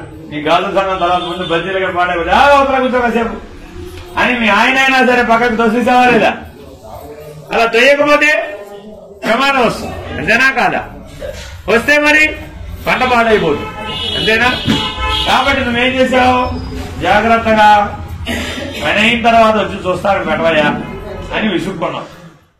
నేను ఈవిడ కోసం నానా కష్టాలు పడి బెనారస్ వెళ్ళి 10 షాపులు తిరిగి మంచి గాజులు కొనుక్కొస్తే ఓ బజ్జీలు అనుకుంటానట్టు ఏమిటో ఈవిడ అని నీ మీద ఆయన విసుకుని వెళ్ళి కూర్చున్నాడు. ఇప్పుడు ఎవరిది స్వధర్మం, ఎవరిది పరధర్మం? గాడిద వాండర్ పెడితే ఆయన కొట్టాలా? కొట్టకూడదు. కానీ గుణధర్మం మారిపోవడం వలన వివేకాన్ని కోల్పోయి, ఉచితానుచితములు కోల్పోయి, గాడిద టైం కానప్పుడు ఎందుకు అరుస్తోంది అని ఒక్క క్షణం ప్రశ్న వేసుకుని ఉంటే దానికి దెబ్బలు తప్పి సరే దీన్ని కొట్టేటి వెళ్లి పడుకున్నాడు. అప్పుడు కుక్క ఏం చెప్పింది? చెప్పానా నీకు ఇలా జరుగుతుందని చెప్పానా లేదా నీకు? నా మాట వినకుండా అనవసరంగా అరిచావు, దెబ్బలు తిన్నావు. సరే పోనీ నేను అట్లాగే చేస్తాను, ఇక నుంచి నేను మాట్లాడిన అసలు మౌనైన కలహ నాస్తి అని మా గురువు గారు చెప్పారు, నేను మౌనంగా ఉంటాను అని ప్రశాంతంగా మౌనంగా ఉంది. అర్థమైందండి? కానీ ఈసారి పని ఎవరికి వచ్చింది? గాడిద గారి పని ఏమిటి? బరువు మోసే పని. అంతేనా కాదా? మౌనంగా ఉంటానందిగా. గాడిద గారిని తాడుపట్టి లాక్కెళ్ళి అదేమైనా మూటలు వేసి అన్ని వేసాడు. నేనేం పని చేయలేని రాత్రికి ఒక్కరికి చెప్పాను కదా అని ఆ మూటలన్నీ కింద పడేసింది. నేను ఊరుకుంటానన్నానుగా, మౌనంగా ఉంటానన్నానుగా అని ఆ మూటలన్నీ కింద పడేసింది. మళ్ళా ఈసారి ఏం చేశాడు? ఈ గాడిదకి ఏదో తేడా వచ్చింది, ఇది చేయవలసిన పని కూడా చేయడం లేదు, అక్కర్లేని పని చేసి రాత్రి దెబ్బలు తింది, పగలేమో చేయవలసిన పని చేయట్లేదని మళ్ళా నాకు తగిలించాడు. అర్థమైందండి? సమస్య చేయకూడని పని చేసినా విపరీత ఫలితమే, చేయవలసిన పని చేయకపోయినా విపరీత ఫలితమే. అంటే స్వధర్మాన్ని ఆచరించకపోయినా దుష్ఫలితాలే వస్తాయి, పరధర్మాన్ని ఆచరించినా దుష్ఫలితాలే వస్తాయి. గుర్తుపెట్టుకోండి. ఈ కథలో అంత అంతరార్థం ఉందండి. సరే, మళ్ళా కుక్కగారు వచ్చారు. ఏమయ్యా, నువ్వు చేసే పని నువ్వు చేయకపోతే బాస్ ఊరుకుంటాడా? కొట్టడు. ఆ మాత్రం వివేకం ఉండక్కర్లా. రాత్రేమో చేయకూడని పని చేశావు, పొద్దునేమో చేసే పని మానేశావు. ఇది ఎట్లాగయ్యా? నీకున్నపాటి వివేకం నాకు లేదురా బాబు, అందుకే మూర్ఖులందరినీ నాతో పోలుస్తున్నారు. మూర్ఖులందరినీ ఎవరితో పోలుస్తారండి? గాడిద గారితోనే పోలుస్తారు. అర్థమైందండి? ఇక్కడ ఆ మాట ఇందులో ఒక చోట వాడతాడండి. అంటే ఎవరికైతే ఈ కర్మయోగ రహస్యం తెలియదో అట్టి మానవులందరూ మూఢజనులు, మూర్ఖజనులు అని 2 పదాలు వాడతారండి. మూఢుడు వేరే, మూర్ఖుడు వేరే. గుర్తుపెట్టుకోండి. మూఢుడు వేరే, మూర్ఖుడు వేరే. మూర్ఖుడు అంటే వాడికి తెలియదు, వాడు చేయడు. మూర్ఖుడు అంటే ఎవరు? తెలియదు, చేయడు. మూఢుడు అంటే ఎవరు? తెలుసు, చేయడు. మూఢుడు అంటే ఏమిటంటే వాడికి తెలుసు, చేయడు. ఇప్పుడు మనం అందరం మూఢులమా, మూర్ఖులమా? మూఢులమా, మూర్ఖులమా? ఏవైతే తెలిసి చేయలేదో అక్కడ మూఢులం, ఏవైతే తెలియక చేయలేదో అక్కడ మూర్ఖులం. గుర్తుపెట్టుకోండి, 2 ఉంటాయి, ఒకటే ఉండదు. మనకు కొన్ని తెలుసు, తెలుసా తెలీదా? కానీ చెయ్యం. ఏదో పేరు చెప్పి వాయిదా వేసేస్తాం. రోజు పొద్దున్నే 4 గంటలకు లేవండిరా నాయన, కాస్త కృష్ణారామ అనుకోండి ఆయన. మీ పిల్లలు జల్లలు అందరు లేచేపటికి ఎలాగూ సూర్యుడు వచ్చినాకే లేస్తారు వాళ్ళు, సూర్యుడు ముందు లేవరు వాళ్ళు. అట్లాంటి మంచి లక్షణాలు వాళ్ళకి లేవు. కాబట్టి మీరు లేవచ్చుగా. మీరు 4 గంటలకు లేచి 1 గంట కృష్ణారామ జపం తపం చేసుకుని, 1 గంట ధ్యానం చేసుకుని, ఏదో 1 గంట భగవద్గీత చదువుకుని, మీరు 6 గంటలకల్లా సూర్యుడికి నమస్కారం చేసి గెట్ రెడీగా ఉండొచ్చుగా. వాళ్ళంతా విరిగిపోయేట్టు పని చేస్తే 4 గంటకి ఎవరు లేస్తాడు? ఏం చేసావు? ఇప్పుడు చేయవలసిన పనిని చేయలేదు, స్వధర్మం చేయలేదు. ఏమవుతుంది? దుష్ఫలితం వస్తుంది. మూఢత్వం. తెలిసి చేయలేదు. చెప్పలేదా ఎవరు? సత్సంగాలకు వస్తే చెప్పేది మొదటిదే ఇది. అమ్మా పొద్దునే లేవండమ్మా. ఆడవాళ్ళకు ఒక్కడికే కాదు ఇది, సర్వ మానవులకు. గుర్తుపెట్టుకోండి. ఎవరికైతే సూర్యోదయాత్ పూర్వము మెలకువ రాదో వాళ్ళకి ఈశ్వర సాక్షాత్కారం లభించదు. మీరెన్ని ప్రయత్నాలు చేయండి, మీరు శతరుద్రయాగాలు చేయండి, శతచండీ హోమాలు చేయండి, ఎన్నైనా చేయండి, మీకు తెల్లవారుజామున మెలకువ రాలేదనుకోండి, అలారం పెట్టుకుంటారో ఏం చేస్తారో మీ తిప్పలు మీవి. ఏదైతే సూర్యోదయాత్ పూర్వం గనక లేవనటువంటి వాళ్ళు ఎవరైతే ఉంటారో వాళ్ళకి ఈశ్వరుడు లభించడు. ఎందువలన? బ్రహ్మజ్ఞానం కలిగేటటువంటి ముహూర్తం కాబట్టి దానికి బ్రహ్మ ముహూర్తం అని పేరు. మీరందరూ గురువు దగ్గరికి, ఆశ్రమాన్ని దగ్గరికి ఎందుకు వెళ్ళారు? బ్రహ్మజ్ఞానం కోసం. బ్రహ్మజ్ఞానం కోసం వెళ్ళిన వాడు ఎప్పుడు వెళ్ళాలి? బ్రహ్మముహూర్తంలో లేచిన వాడే వెళ్ళాలి. బ్రహ్మముహూర్తంలో వెళ్లి గురువు గారు తలుపుకొట్టక్కర్లా. బ్రహ్మముహూర్తంలో లేచిన వాడే గురువు దగ్గరికి వెళ్లి ఆ ప్రశ్న అడగడానికి అధికారి. ఏమంటే నాకు జ్ఞానం ఇప్పించండి, నాకు జ్ఞానదానం చెయ్యండి, నన్ను జ్ఞానినిగా మార్చండి, మీరు చెప్పినట్టు నేను నడుచుకుంటాను. మీరందరూ కాళ్ళు పెట్టుకుంటారా లేదా? కాళ్ళు పెట్టుకోవడం అంటే ఏంటి? మీరు చెప్పింది చేస్తానని చెప్పడం. చేస్తున్నామా? చేయలేదనుకోండి, తెలిసిందా లేదా? అప్పుడు ఆయన చెప్పాడా చెప్పలేదా? ఇలా చేయాలి అలా చేయాలని చెప్తాడా లేదా? చెప్తే తెలిసినట్టేగా. తెలిసిందని బుర్రకాయ ఊపేమో లేదా గుమ్మడికాయలాగా ఊపితే అప్పుడు చేయలేదు అనుకోండి, అప్పుడు ఎవరు మనం? మూఢులు. తెలిసి చేయలేదుగా మరి, ఫినిష్డ్. సరే బాబు, కర్మయోగ రహస్యం నేను బోధిస్తాను, చెప్తాను నీకు, సాంగంగా కూర్చుని విను అన్నాడు. మీరు చెప్పినా నాకు అర్థం కాదండి. మీరు చెప్తారు నాకేం, నేను మీతో పాటు వినటానికి చాలా ప్రయత్నం చేశాను, కానీ మీరు చెప్పేది ఎంత చెప్పినా ఏం లేదు, ఎప్పుడు ఖాళీ. మళ్ళా నిన్నేం చెప్పానయ్యా? బాగా చెప్పాను. నిన్నేం చెప్పాను? మీరు మాత్రం బాగా చెప్తారు. నిన్నేం చెప్పాను? మళ్ళా అదే చెప్తాడు. అది చెప్పలేను కానివ్వండి, లోపల ఆడుతోంది, బయటికి మాత్రం చెప్పలేను. మీరు మాత్రం బాగా చెప్పారు అనేవాళ్ళంతా లోపల ఏమి లేనివాడు, ఒక్క మాట కూడా మిగలలేదు. వీళ్ళందరినీ దేంతో పోలుస్తారంటే బోర్లించిన కొండలు. ఒక కొండ బోర్లించామండి, రాత్రి బోర్న వర్షం పడింది, పొద్దున ఏమన్నా మిగులుతాయా? ఒక్క చుక్క కూడా మిగలదు. వీళ్ళందరూ ఎవరు? బోర్లించిన కొండ. మూర్ఖులు అనమాట. మూర్ఖులందరూ ఎవరు? బోర్లించిన కొండలు. మొదటి వాడెవడు? మూఢుడు, తెలిసి చేయనివాడు. వీడేమిటంటే పగిలిన కొండ. మూఢుడంటే ఎవడండి? పగిలిన కొండ. జరగ తిప్పే ఉంది, అది నీళ్లు కూడా ఫుల్లుగా పడ్డాయి, ఒక చుక్క వాడి దగ్గర కూడా మేము. ఎందుకని? చిల్లుంది కదా, దానికి పగిలిందిగా, పోతాయి. కాబట్టి మనల్ని ఉద్దేశించి ఇంత తీవ్రమైన పదజాలాన్ని వాడాడండి ఈ యోగంలో వ్యాస భగవానుడు. హెచ్చరికగా మర్చిపోమాకండి, వ్యాస భగవానుడు అంతటి వాడు ఎక్కడా కూడా హెచ్చరికలు వాడలేదు, ఈ యోగంలో వాడారు. ఎందుకని? ఎప్పటికీ మీరు శ్రేష్ఠులై జీవించాలి, ఉత్తములుగా జీవించాలి, అప్పుడే మీరు జ్ఞానాన్ని పొందగలుగుతారు. మీరు గనక మూఢులుగా గాని మూర్ఖులుగా గాని కర్మయోగ రహస్యం తెలుసుకోకుండా జీవించినట్లయితే తప్పక మీరు, అంటే అశ్రద్ధ చేత చేయబడిన కర్మ వలన పునః మీరు జన్మను పొందుతారు. ఏ పనైనా సరే అశ్రద్ధగా చేస్తే తప్పక దాని ఫలితం మరుజన్మ. ఇప్పుడు చెప్తా మీకు. ఇందాక ప్రశ్న అడిగా, అక్కడ కట్టెలనే వాళ్ళు జీవితం అంతా ఎందుకు అమ్ముతున్నారని. ఎందుకు అమ్ముతున్నారో తెలుసా? ఒక జన్మలో పని కట్టుకుని ఈశ్వర నింద చేశాడు. పని కట్టుకుని ఆ జన్మంతా అదే ఉద్యోగం. ఈశ్వరుడు ఏమనలేదు. ఏం చేశాడు? రుద్రభూమిలో కట్టెలు అమ్ముకునేటటువంటి ఉద్యోగం ఇచ్చాడు.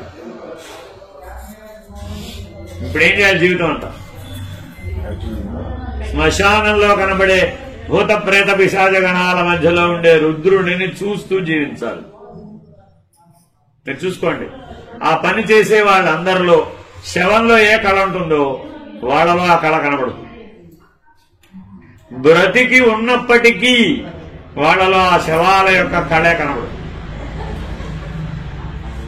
రుద్రభూమిలో నివసించేటటువంటి జీవితాన్ని ఇచ్చేస్తారు. గొప్ప జీవితం అంటారు. కోటీశ్వర్లు వాళ్ళేం తక్కువ వాళ్ళు అనుకున్నారేమో.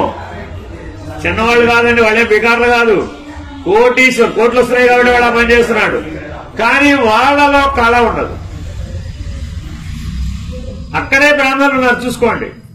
వాళ్ళలో ఉన్న కళ వేరే, వీళ్ళలో ఉన్న కళ వేరే. ఎందుకని? పని మారిపోయింది, జ్ఞానం మారిపోయింది, జీవనం మారిపోయింది. కర్మయోగ రహస్యం తెలిసి చేస్తున్నాడు వీడు. వాడు ఇలా భగవంతుడి దగ్గర ఎన్నో పరిష్కారాలు ఉన్నాయి మనకి తెలివి తెప్పించేవి. అర్థమవుతుందా మీకు? నీకు తెలివి రావాలంటే నీకు ఎటువంటి జీవనాన్ని ఇస్తే నీకు వివేకం వస్తుందో అలా ఇచ్చేస్తాడు కర్మ ఫలితాన్ని. కర్మ ఫలితం అంటే జన్మ, కర్మ ఫలితం అంటే ద్వంద్వానుభవం, కర్మ ఫలితం అంటే సుఖ దుఃఖాలు, కర్మ ఫలితం అంటే సంతృప్తి అసంతృప్తి. అర్థమైనా? ఇంకో పద్ధతిలో చెప్తాను మీకు అర్థమైపోయేది. కొంతమంది బాగా జీవితం అంతా కష్టాలు పడ్డట్టు కనబడుతుంది. చూసుకోండి, మనలోనే అక్కడ దాకా వెళ్ళక్కర్లా, మన సత్సంగ సభ్యుల వరకే చూసుకున్నా కొంతమంది ఎలా జీవించడం కనబడుతుంది? ఎప్పుడూ కష్టాలే, ఏదో కష్టం వస్తూనే ఉంటుంది. అది నడుస్తూ ఉంటుంది అనమాట, అదేం ఆగదు, ఒకదాని తర్వాత వస్తూనే ఉంటుంది. అది కొంతమంది ఎలా ఉంటారు?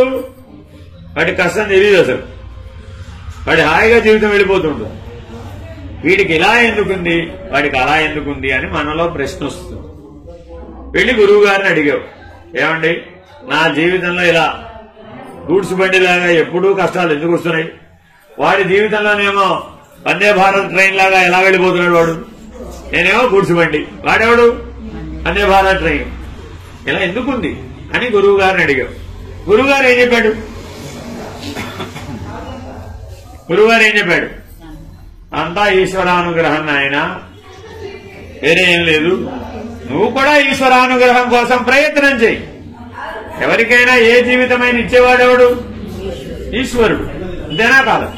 నువ్వు కూడా ఈసారి అలాంటి జన్మ రావాలి అనుకుని భావించి అపేక్షించి బాగా దానాలు చెయ్యి, బాగా భక్తిని ఆచరించు, బాగా జపతపాలు చెయ్యి, బాగా భజనలు చెయ్యి. ఈశ్వరా నీవే దిక్కు అని ఆర్తితో వేడుకో, నీ కష్టాల్లోంచి బయటపడేయి అని వేడుకో అని గురువు గారు ఎవరో ఆచార్యులో పురోహితుడో ఎవరిని అడిగితే చెప్పారు. మరి ఇప్పుడు నేను చెయ్యాలా వద్దా? ఈయనేమంటాడు? ఆగకుండా కష్టాలు వస్తుంటే ఈశ్వరుని స్మరించే టైం ఏదండి నాకు అన్నాడు. ఈశ్వరుని స్మరించే టైం లేదా నీకు?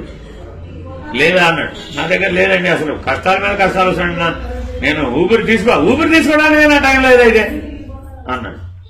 ఓహో అలాగా, సరే వచ్చే జన్మలో చూసుకున్నావులే అయితే అన్నాడు. ఆయన ఏమనలేదండి. ఈసారి జన్మ ఎలా ఇచ్చేస్తాడంటే నిస్సంతువై పుడతావు. నిస్సంతు అంటే సంతానం ఉండదు, జీవితం అంతా ఖాళీయే. సంతానం ఉంటే కానీ బిజీగా ఉంటాం కదా, పెళ్లి చేసుకుంటాడు, సంతానం ఉండదు, జీవితం అంతా ఖాళీ అయినా కదా. ఇప్పుడని ఈశ్వరా అని ఎందుకని జీవితం అంతా పిల్లలు లేరని ఏడుస్తూ ఉంటాడు. అంతకుముందు ఏం చేశాడు? పిల్లలు ఎక్కువైపోయారు, బిజీగా ఉన్నా, నేను స్మరించను బా అన్నాడు. ఈసారి ఏమన్నాడు? పిల్లలు లేరు కాబట్టి ఆ దుఃఖమే నన్ను వెంబడిస్తాను, నేను ఈశ్వరా అన్నాను.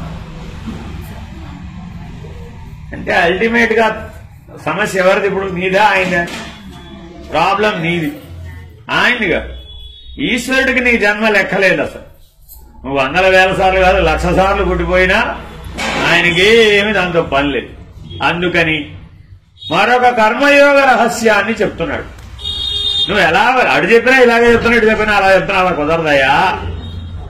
ఈ కర్మలో ఆఖరి రహస్యాన్ని చెప్తున్నాను వినండి. ఇలా చేసిన వాడికే ఇది తప్పుకుంటుంది, లేకపోతే తప్పుకోదు అని అతి సూక్ష్మమైన రహస్యాన్ని వెలువరించాడనమాట. అదే జ్ఞానం. ఆ ఒక్క రహస్యం, చివరి రహస్యమే జ్ఞానం, ఈ ముందు చెప్పినవి కావు. ఏమిటది జ్ఞానం అంటే కర్త గుణము. నువ్వు కాదు, నేను కాదు. ఈశ్వరుడు ఏమంటున్నాడు? కర్త నేను కాదు, నువ్వు కూడా కాదు. కర్త ఎవరు? 3 గుణాలే కర్తలు. హరిచిందెవరు? ఆయనలో ఉన్న రజోగుణం. పడిందెవరు? ఈవిడలో ఉన్న సత్వగుణం. అర్థమైందండి? తీవ్రంగా విభేదించి ఘర్షణ పడిందెవరు? వారిలో ఉన్న తమో గుణం. అర్థమైందండి? అంతేగాని వాళ్ళు కర్తలు కాదు, వాళ్ళు ఎప్పుడూ కర్తలు కాదు. కర్తలు ఎవరు? గుణం. అంటే వాడు వాడి గుణాన్ని మార్చుకున్నాడు అనుకోండి, వాడు మంచివాడే.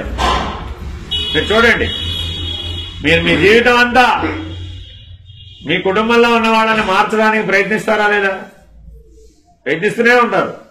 వాడు విన్నా వినకపోయినా చెవిలో ఇల్లు కట్టుకు చెప్తారా చెప్పరా? తండ్రి అయినా తల్లి అయినా తాత అయినా అమ్మమ్మైనా చెప్తారా చెప్పరా? వినడానికి తెలిసినా చెప్తారా లేదా? చెప్తూనే ఉంటారు. వినడం తెలిసినా చెప్తారు, అవునా కాదు? ఎందుకని? ఎప్పటికైనా మారకపోతాడా? మారేవాడెవడు? గుణం. మారేదేమిటండి? గుణం. జీవుడు జీవుడే, ఈశ్వరుడు ఈశ్వరుడే, ప్రపంచం ప్రపంచం. ఈ ముగ్గురికి ఉన్నటువంటి సంబంధం 3 గుణాలు. జీవుడు ఈశ్వరుడితో సంబంధపడ్డా, జీవుడు జగత్తుతో సంబంధపడ్డా, ఈశ్వరుడు జీవుడితో సంబంధపడ్డా, ఈశ్వరుడు జగత్తుతో సంబంధపడ్డా, జగత్తు జీవుడితో సంబంధపడ్డా, జగత్తు ఈశ్వరుడితో సంబంధపడ్డా, 1 to 1, 1 to many. దీని ఏమంటారండి? 1 to 1. ఒకరి నుంచి ఒకరికి గాని, ఒకరి నుంచి అనేకులకు గాని. ఎప్పుడు కర్త ఎవరు? గుణమే కర్త. రెండో పాయింట్ చెప్పాడు. ఏ పని చేసినా కర్మలో అకర్మని, అకర్మలో కర్మని ఎవడైతే చూస్తాడో వాడికి కర్మబంధం ఉండదు, వాడికి జన్మ ఉండదు. గొప్ప పరిష్కారం చెప్తున్నా నేను అర్జున. కర్మలో అకర్మని చూడాలి, అకర్మలో కర్మని చూడాలి. ఈ చూడటం ఎవరికైతే వచ్చిందో, చూడటమే ఇది, చేయటం కాదు. గుర్తుపెట్టుకోండి, చేయటం గురించి అంతా అంతకుముందు చెప్పేశాం. చూడటం గురించి చెప్తున్నాడు ఇప్పుడు. నువ్వు ఎలా చూడాలో, ఏ దృష్టితో చూడాలో. కర్మలో అకర్మని, అకర్మలో కర్మని నువ్వు చూడగలిగిన నాడు నీకు కర్మబంధం ఉండదు. అర్థమైందా? ఇంకేముండదు కర్మబంధం లేకపోతే. జన్మ కూడా లేదు, మళ్ళా పుట్టవి. అర్థమైందండి? బాగుందా బాగాలేదా ఈ రహస్యం? బాగుంది. ఏం అర్థమైంది? ఒకటి గుణం మార్చుకోవాలి, ఎప్పటికప్పుడు గుణాన్ని మార్చుకోవాలి. మనకు బాగా స్పీడ్గా కొద్దిగా తక్కువ స్పీడ్, ఆ స్పీడ్ కూడా తగ్గించుకుని ఆ శాంతంతో, ఆ శాంతం కూడా వదిలిపెట్టి సాక్షిగా ఎక్కడి దాకా వెళ్ళాలి? మనం సాక్షిగా ఉండేదాకా వెళ్ళాలి. గుణాల వ్యవహారంలో తమో గుణంతో ఉండకూడదు, రజోగుణాన్ని తామసాన్ని వదిలిపెట్టాలి, రాజసాన్ని విడవాలి. తామసంబు విడక తత్వంబు కనరాదు. అర్థమైందండి? తామసం విడకపోతే తత్వం కనపడదు. రాజసంబు విడక రాదు ముక్తి, రాజసం విడవకపోతే ముక్తి రానే రాదు. సాత్వికము మరి మోక్ష సాధనమై ఉండు, అఖిల జీవ సంఘ ఆత్మలింగ. అర్థమైందండి? వీటికి మామూలు మాటల్లో చెప్తే తామసం అంటే ఏమిటి? కోపం, క్రోధం. 3 నరక ద్వారాలని మనమే తెరుస్తున్నామట కర్మ అనే తాళం చెవితో. మీ ఇంటికి తలుపులు రోజు తీస్తారా? మీరు వెళ్ళంగానే తాళం వేసి వచ్చారా? గట్టిగా వేశారా? ఈ తాళం పట్టుకెళ్ళి మళ్ళీ తీయాలా వద్దా మీ ఇంటికి? అలాగే మనం కర్మ అనే తాళం చెవితో 3 ద్వారాలను తెరుస్తున్నాం. కామ, క్రోధ, లోభములు. ఏమిటంటే ఆ నరక ద్వారాలు? కామ, క్రోధ, లోభములు.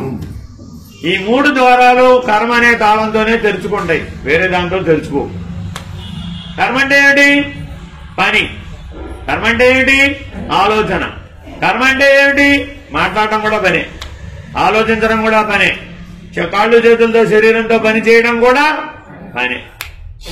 ఈ పని అనేటటువంటి తాళం చెవితో ఏమేమి తెరుచుకుంటాయి? కామము, క్రోధం, లోభం అనే 3 నరక ద్వారాలు తెరుచుకుంటాయి. దీనికి పరిష్కారం ఆ నరక ద్వారాలు తెరవకూడదు అనుకుంటే, ఎవరైనా నరకానికి వెళ్ళాలనుకుంటున్నారా? అనుకోవట్లేదా? అనుకోకపోయినా వెళుతున్నాగా పోయిన తర్వాత. ఎందుకని? అసంతృప్తి చేత, ఆవేదన చేత, కక్ష చేత, ప్రతీకారం చేత, కార్పణ్యం చేత. ముందు అధ్యాయాల్లో చెప్పేస్తాడండి. కార్పణ్య దోషం వచ్చింది నీకు అర్జున, క్లైబ్యం వచ్చింది అర్జున నీకు. క్లైబ్యం మా స్మగమ పార్థ. ఇలా ఎన్నో హెచ్చరికలు ఉన్నాయండి, అవన్నీ అయిపోయినాయి. ఇప్పుడు చెప్తున్నాడు నీకు ఈ 3 బయటపడాలి అంటే 2 ఉపాయాలు చెప్తున్నా. ఇవి 2 ఉపాయాలు, ఈ 3 వదిలిపెట్టాలి. అందుకే ఇలా చూపిస్తాం, గుర్తుపెట్టుకోండి. ఇలా చూపెట్టడానికి ఉద్దేశం ఏమిటి? ఈ 2 పరిష్కారాలు, ఈ 3 సమస్యలు. కామము, క్రోధము, లోభము. మీరు చిటికెన వేలు పట్టు నడిచారా? ఈ వేలు పట్టు నడిచారు? భార్యాభర్త అంటే ఏ సంబంధం? కామం. నీ కోరిక తీర్చుకోవడానికి ఆయన, ఆయన కోరిక తీర్చుకోవడానికి నువ్వు. తీరకపోతే ఇది మేల్కొంది. కామం కాస్త క్రోధమైంది. ఇది కూడా అవ్వకపోతే లోభం. ఈ మూడు తెరుచుకుంటున్నాయి. ఈ మూడింటికి పరిష్కారం పొందాలంటే కర్మలో అకర్మ చేయాలి. ఇదేంటంటే ఇది వేలు కర్మలో అకర్మ, ఈ వేలేంటి అకర్మలో కర్మ. కర్మలో అకర్మ చేయాలి. ఈ వేలు తెచ్చి ఇక్కడ పెట్టాలి. మళ్ళా ఈ వేలు పైకి పొమ్మంటే పోతుందా? పోదు. ఈ వేలే కిందకి రావాలి. అర్థమైందండి? ఇది అహంకారం అన్నమాట. శరీరం, ప్రాణం, మనస్సు, అహంకారం. ఈ మూడేమిటి? శరీరం, ప్రాణం, మనస్సు, అహంకారం. ఈ అహంకారం ఏం చేయాలి? ఇక్కడ దిగాలి. ఇది నేను, ప్రత్యేగాత్మ. ఎవరు? నేను, ప్రత్యేగాత్మ. ఈ అహంకారం ఎప్పటికైనా ఈ ప్రత్యేగాత్మ స్థితిని తెలుసుకోవాలి. నీవు ప్రత్యేగాత్మ స్థితిని తెలుసుకోవాలి అంటే కామరూప దురాసదం. దురాసదం అంటే నరకం. ఆఖరి శ్లోకం అన్నమాట. దురాసదం అంటే ఏంటండి? నరకం. కామరూప దురాసదం. ఈ క్రోధం, లోభం కామంతోనే ముడిపడి ఉన్నాయి. కామం లేకపోతే క్రోధం, లోభం రావు. ఈ మూడింటిని నువ్వు జయించాలనుకుంటే, నువ్వు తప్పక శరీర ప్రాణ మనస్సులను జయించాలనుకుంటే నీ అహంకారాన్ని ప్రత్యేగాత్మతో చేర్చాలి. ఎప్పుడూ ప్రత్యేగాత్మగానే ఉండాలి. కానీ చేసినా ప్రత్యేగాత్మవే, చెయ్యకపోయినా ప్రత్యేగాత్మవే, ఫలితం వచ్చినా ప్రత్యేగాత్మవే, ఫలితం రాకపోయినా కూడా ప్రత్యేగాత్మ. నీ ప్రత్యేగాత్మనే ఉనికి మారలేదు. ఎవరైతే నేను ప్రత్యేగాత్మనే, నేను సాక్షినే అని ఉంటారో వాడు రెండు పనులు చేస్తున్నాడు ఇప్పుడు. ఇవి చేయటంలా. ఏవి చేయటంలా? కామము, క్రోధము, లోభము చేయటంలా. రెండు పనులు చేస్తున్నాడు వాడు. వాడు కూడా రెండు పనులు చేస్తున్నాడు. కర్మలో అకర్మ, అకర్మలో కర్మ. అంటే అర్థం ఏమిటండి? అసలు ఇన్నిసార్లు చెప్తున్నాం కదా. కర్మలో అకర్మ అంటే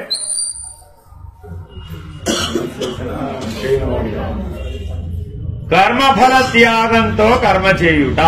కర్మలో అకర్మ అంటే ఏమిటి? కర్మఫల త్యాగం చేయాలి. అర్థమైందండి? ఈ పిల్లల్ని ఎవరికన్నారు? ఎవరికన్నారు? ఎవరికన్నారు? ఏ తల్లి అయినా ఈశ్వరుడు అంటుందే నేనే కన్నాను. ఏ తండ్రి అయినా ఏమంటాడు? నేనే కన్నాను, నేనే పెంచాను అంటున్నావా లేదా? ఈశ్వరుడు అంటున్నావా?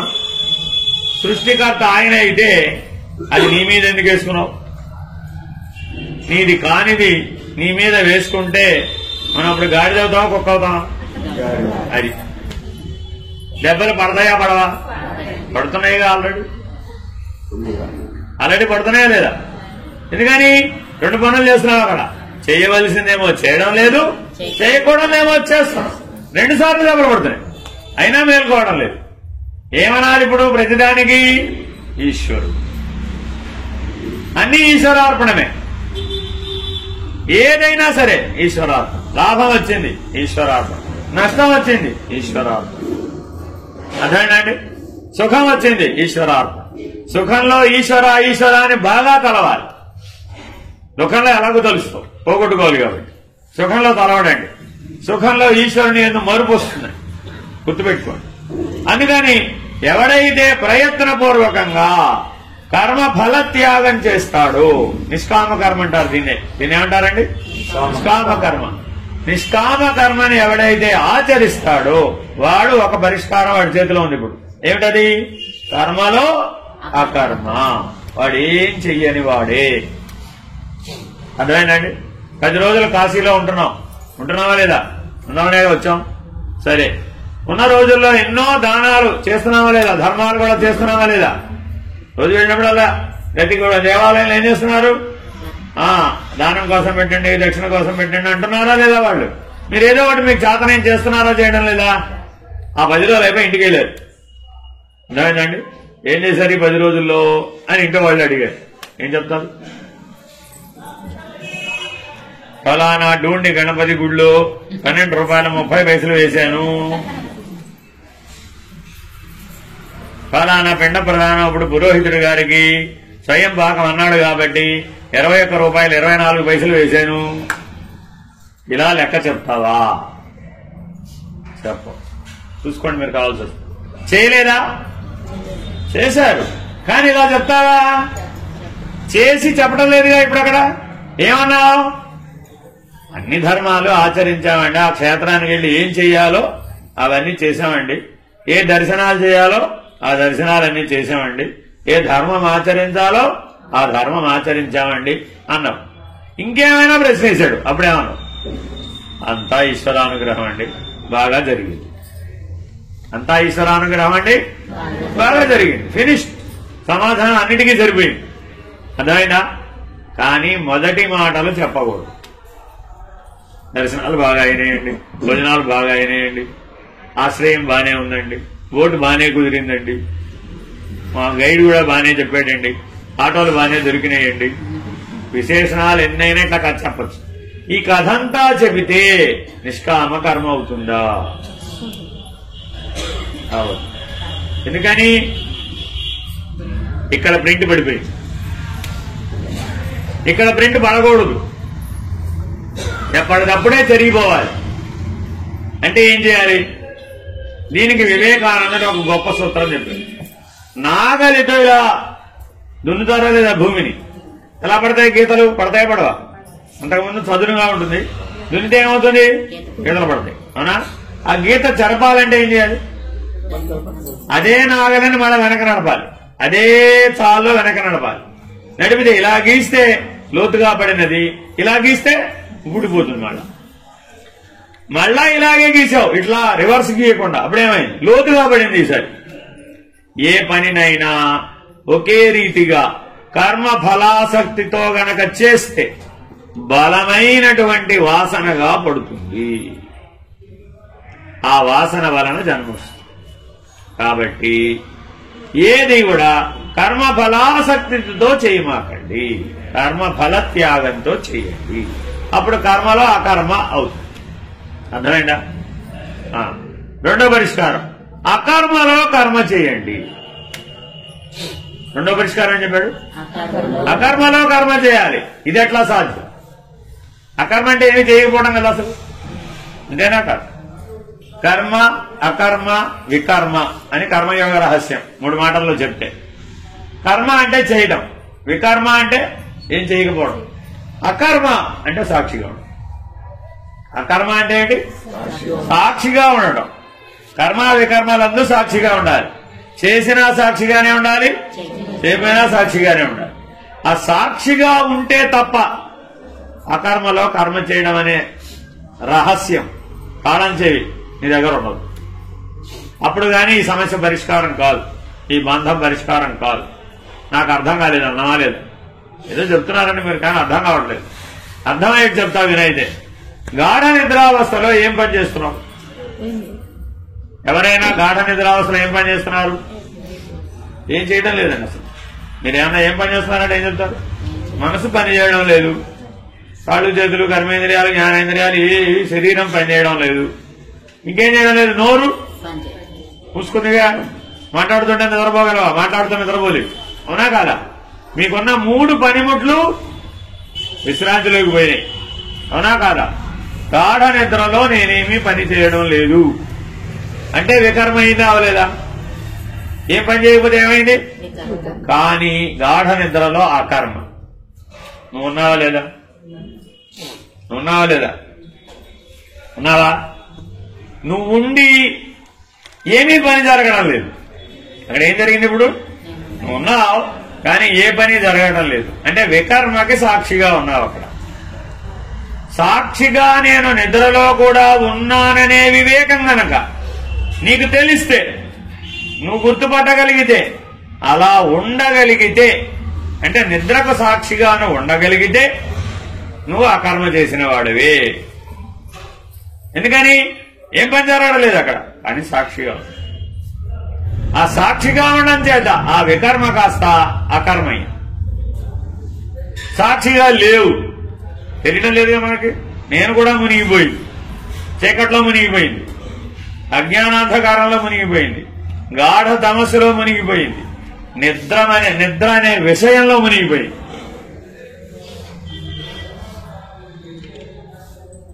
అప్పుడు సాక్షిగా లేదు, వికర్మలో మునిగిపోయింది. మునిగిపోతే అది కూడా కర్మ ఫలితాన్ని, అది కూడా జన్మకు కారణమవుతుంది. నిద్రపోయినా కూడా జన్మ వస్తుంది, అది వస్తుంది. ఎందుకని? నిద్రలో నువ్వు మునిగిపోతున్నావు కాబట్టి, సాక్షిగా లేవు కాబట్టి నిద్రలో కూడా ఎవడైతే సాక్షిగా ఉన్నాడో వాడు అకర్మ వికర్మ, కర్మ వికర్మ దాటి అకర్మ స్థితిలో ఉంటాడు. అందుకే దానికి తురియం అని పేరు. దానికి ఏమని పేరండి? ఈ అకర్మలో కర్మ చేయడం అంటే తురియంలో ఉండాలి. ఈ అకర్మలో కర్మ చేయడం అంటే తురియంలో ఉండాలి. వాడికి మాత్రమే చేతనవుతుంది ఇది. ఎందుకని? ఇక్కడ కర్త లేడు. తురియంలో ఎవరు కర్త లేడండి. అర్థమైందండి? ఇక్కడే లేదు, కర్మఫలాపేక్ష లేదు. అందుకని నిష్కామ కర్మ. ఇదేంటి? కర్తృత్వరహిత కర్మాచరణ. ఇదేంటండి? ఇది కర్తృత్వరహిత కర్మాచరణ. దీనికి ఒక పేరుందండి, నైష్కర్మ్య సిద్ధి. ఈ కర్తృత్వరహిత కర్మాచరణ ఏమంటారు? నైష్కర్మ్య సిద్ధి. ఈ కర్మ ఫలాపేక్ష లేకుండా చేయడాన్ని ఏమంటారు? నిష్కామ కర్మ. నరకం నుంచి బయటపడాలి అంటే, కామం క్రోధం లోభం అనే నరకం నుంచి బయటపడాలి అంటే రెండు పరిష్కారాలు. ఒకటి నిష్కామ కర్మ, రెండు నైష్కర్మ్య సిద్ధి. నిష్కామ కర్మ సాక్ష్యత్వంతో వస్తుంది. కర్మ ఫలాసక్తతను ఈశ్వరార్పణ చేయడం ద్వారా, ఫలితాన్ని ఈశ్వరార్పణ చేయడం ద్వారా అన్నిటికీ ఈశ్వరుడే.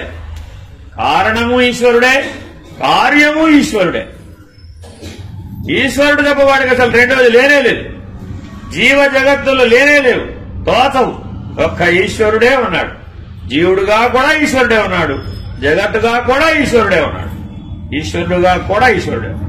అసలు ఉన్నది ఈశ్వరుడే, జీవ జగత్తులు లేవు అని ఎవరైతే ఉన్నారో వాడికి నిష్కామ కర్మ సహజమవుతుంది. వాడికే సహజమవుతుంది. వాడికి ఎప్పటికీ నరక ద్వారములు తెరుచుకోవు. పునర్జన్మ నవిద్యతే, మళ్ళా జన్మ రాదు. ఇంకో పరిష్కారం ఏంటది? కర్తృత్వరహిత కర్మాచరణ, నైష్కర్మ్య సిద్ధి.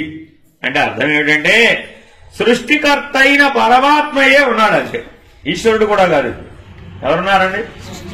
సృష్టికర్త అయిన పరమాత్మ మాత్రమే ఉన్నాడు అంతే. అసలు జగజ్జీవేశ్వరుడు నాకు తోచడం లేదు, అసలు నాకు కనబడడం లేదు. నేను లేను, ప్రపంచము లేదు, అధిష్టానమైన ఈశ్వరుడు కూడా లేడు. అంతటా ఉన్నది పరమాత్మే. అంతటా ఉన్నది ఎవరు? రామేశ్వరంలో ఉన్నది ఎవరు? రామేశ్వరంలో ఉన్నది ఎవరు? మధురలో ఉన్నది ఎవరు? మీనాక్షి. మధురలో అమ్మవారు ఎవరు? కాశీలో? ఆహా. కంచిలో? ఆహా. ఇప్పుడేం చెప్పాను?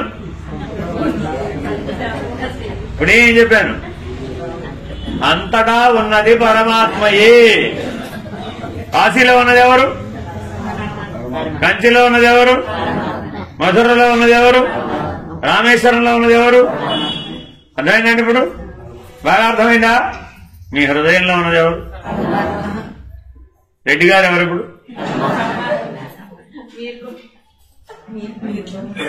మీకు కనబడే ప్రపంచం అంతా ఎవరు? కనబడని ప్రపంచం ఎవరు? కనబడని దేవతలు ఎవరు? కనబడే ప్రపంచం ఎవరు? సంసారం ఎవరు? శవం ఎవరు? శవాన్ని కాల్చే కట్టెవరు? కట్టెని కాల్చే అగ్ని ఎవరు? ఆకాశం ఎవరు? సూర్యుడు ఎవరు? వీళ్ళెక్కడ? ఆన్సర్ మారిపోయింది లోపల, బయటికి చూసారా? ఇప్పుడు మీరు మీ ఇల్లు ఎక్కడంటే మాత్రం తక్కువ మంది ఎక్కడికి వెళ్ళావు, అయిపోయింది, భీమవరం వెళ్ళిపోయింది. మిగిలిన పుస్తకంలో ప్రశ్నలన్నీ అడిగితే ఏం చెప్పావు సమాధానం? దీన్నే ఏమంటారంటే చిలక పలుకు అంటారు. నేనేమంటారండి అంటే అర్థం ఏంటి? బాగా ప్రయత్నం చేస్తే రామ రామ రామ రామ అని మెస్తే రామరామ అంటుంది. అది ఎవరు పలకరించినా రామరామ అంటుంది. ప్రాణం పోయినాడు, దాని సహజ స్వభావం కీచమంటుంది. అట్లా తయారవ్వకూడదు. గుర్తుపెట్టుకో, ఈ నిష్కామ కర్మ, ఈ నైష్కర్మ్య సిద్ధి సహజం అవ్వాలి. Very very important. ఇదేదో 3 నిమిషాలు అభ్యాసం చేస్తే వచ్చేది కాదు. ప్రతి శ్వాసకి నిరంతరాయంగా సదా మెలకువ కళా నిద్ర అనే భేదం లేకుండా, అసలు లేదయ్యా బాబు, భేదమేమి, అవి లేనే లేవు, ఉన్నది పరమాత్మయే అనే నిర్ణయంలో ఎవరైతే నిలబడ్డాడో వాడికి పునర్జన్మ లేదు, మరలా జన్మ రాదు అని కర్మయోగ రహస్యాన్ని మనందరికీ తెలియజేసినందుకు పరమాత్మకి ధన్యవాదాలు తెలియజేస్తూ హరి ఓం శ్రీ గురుభ్యో నమః. హరి ఓం. పూర్ణమద పూర్ణమిదం పూర్ణాత్ పూర్ణముదచ్యతే పూర్ణస్య పూర్ణమాదాయ పూర్ణమేవావశిష్యతే. ఓం తత్సత్. ఓం శాంతి శాంతి శాంతి. హరి ఓం శ్రీ గురుభ్యో నమః. హరి ఓం. సహనావవతు సహనౌ భునక్తు సహ వీర్యం కరవావహై తేజస్వినావధీతమస్తు మా విద్విషావహై. ఓం శాంతి శాంతి శాంతి. హరి ఓం శ్రీ గురుభ్యో నమః. హరి ఓం. నారాయణ నారాయణ.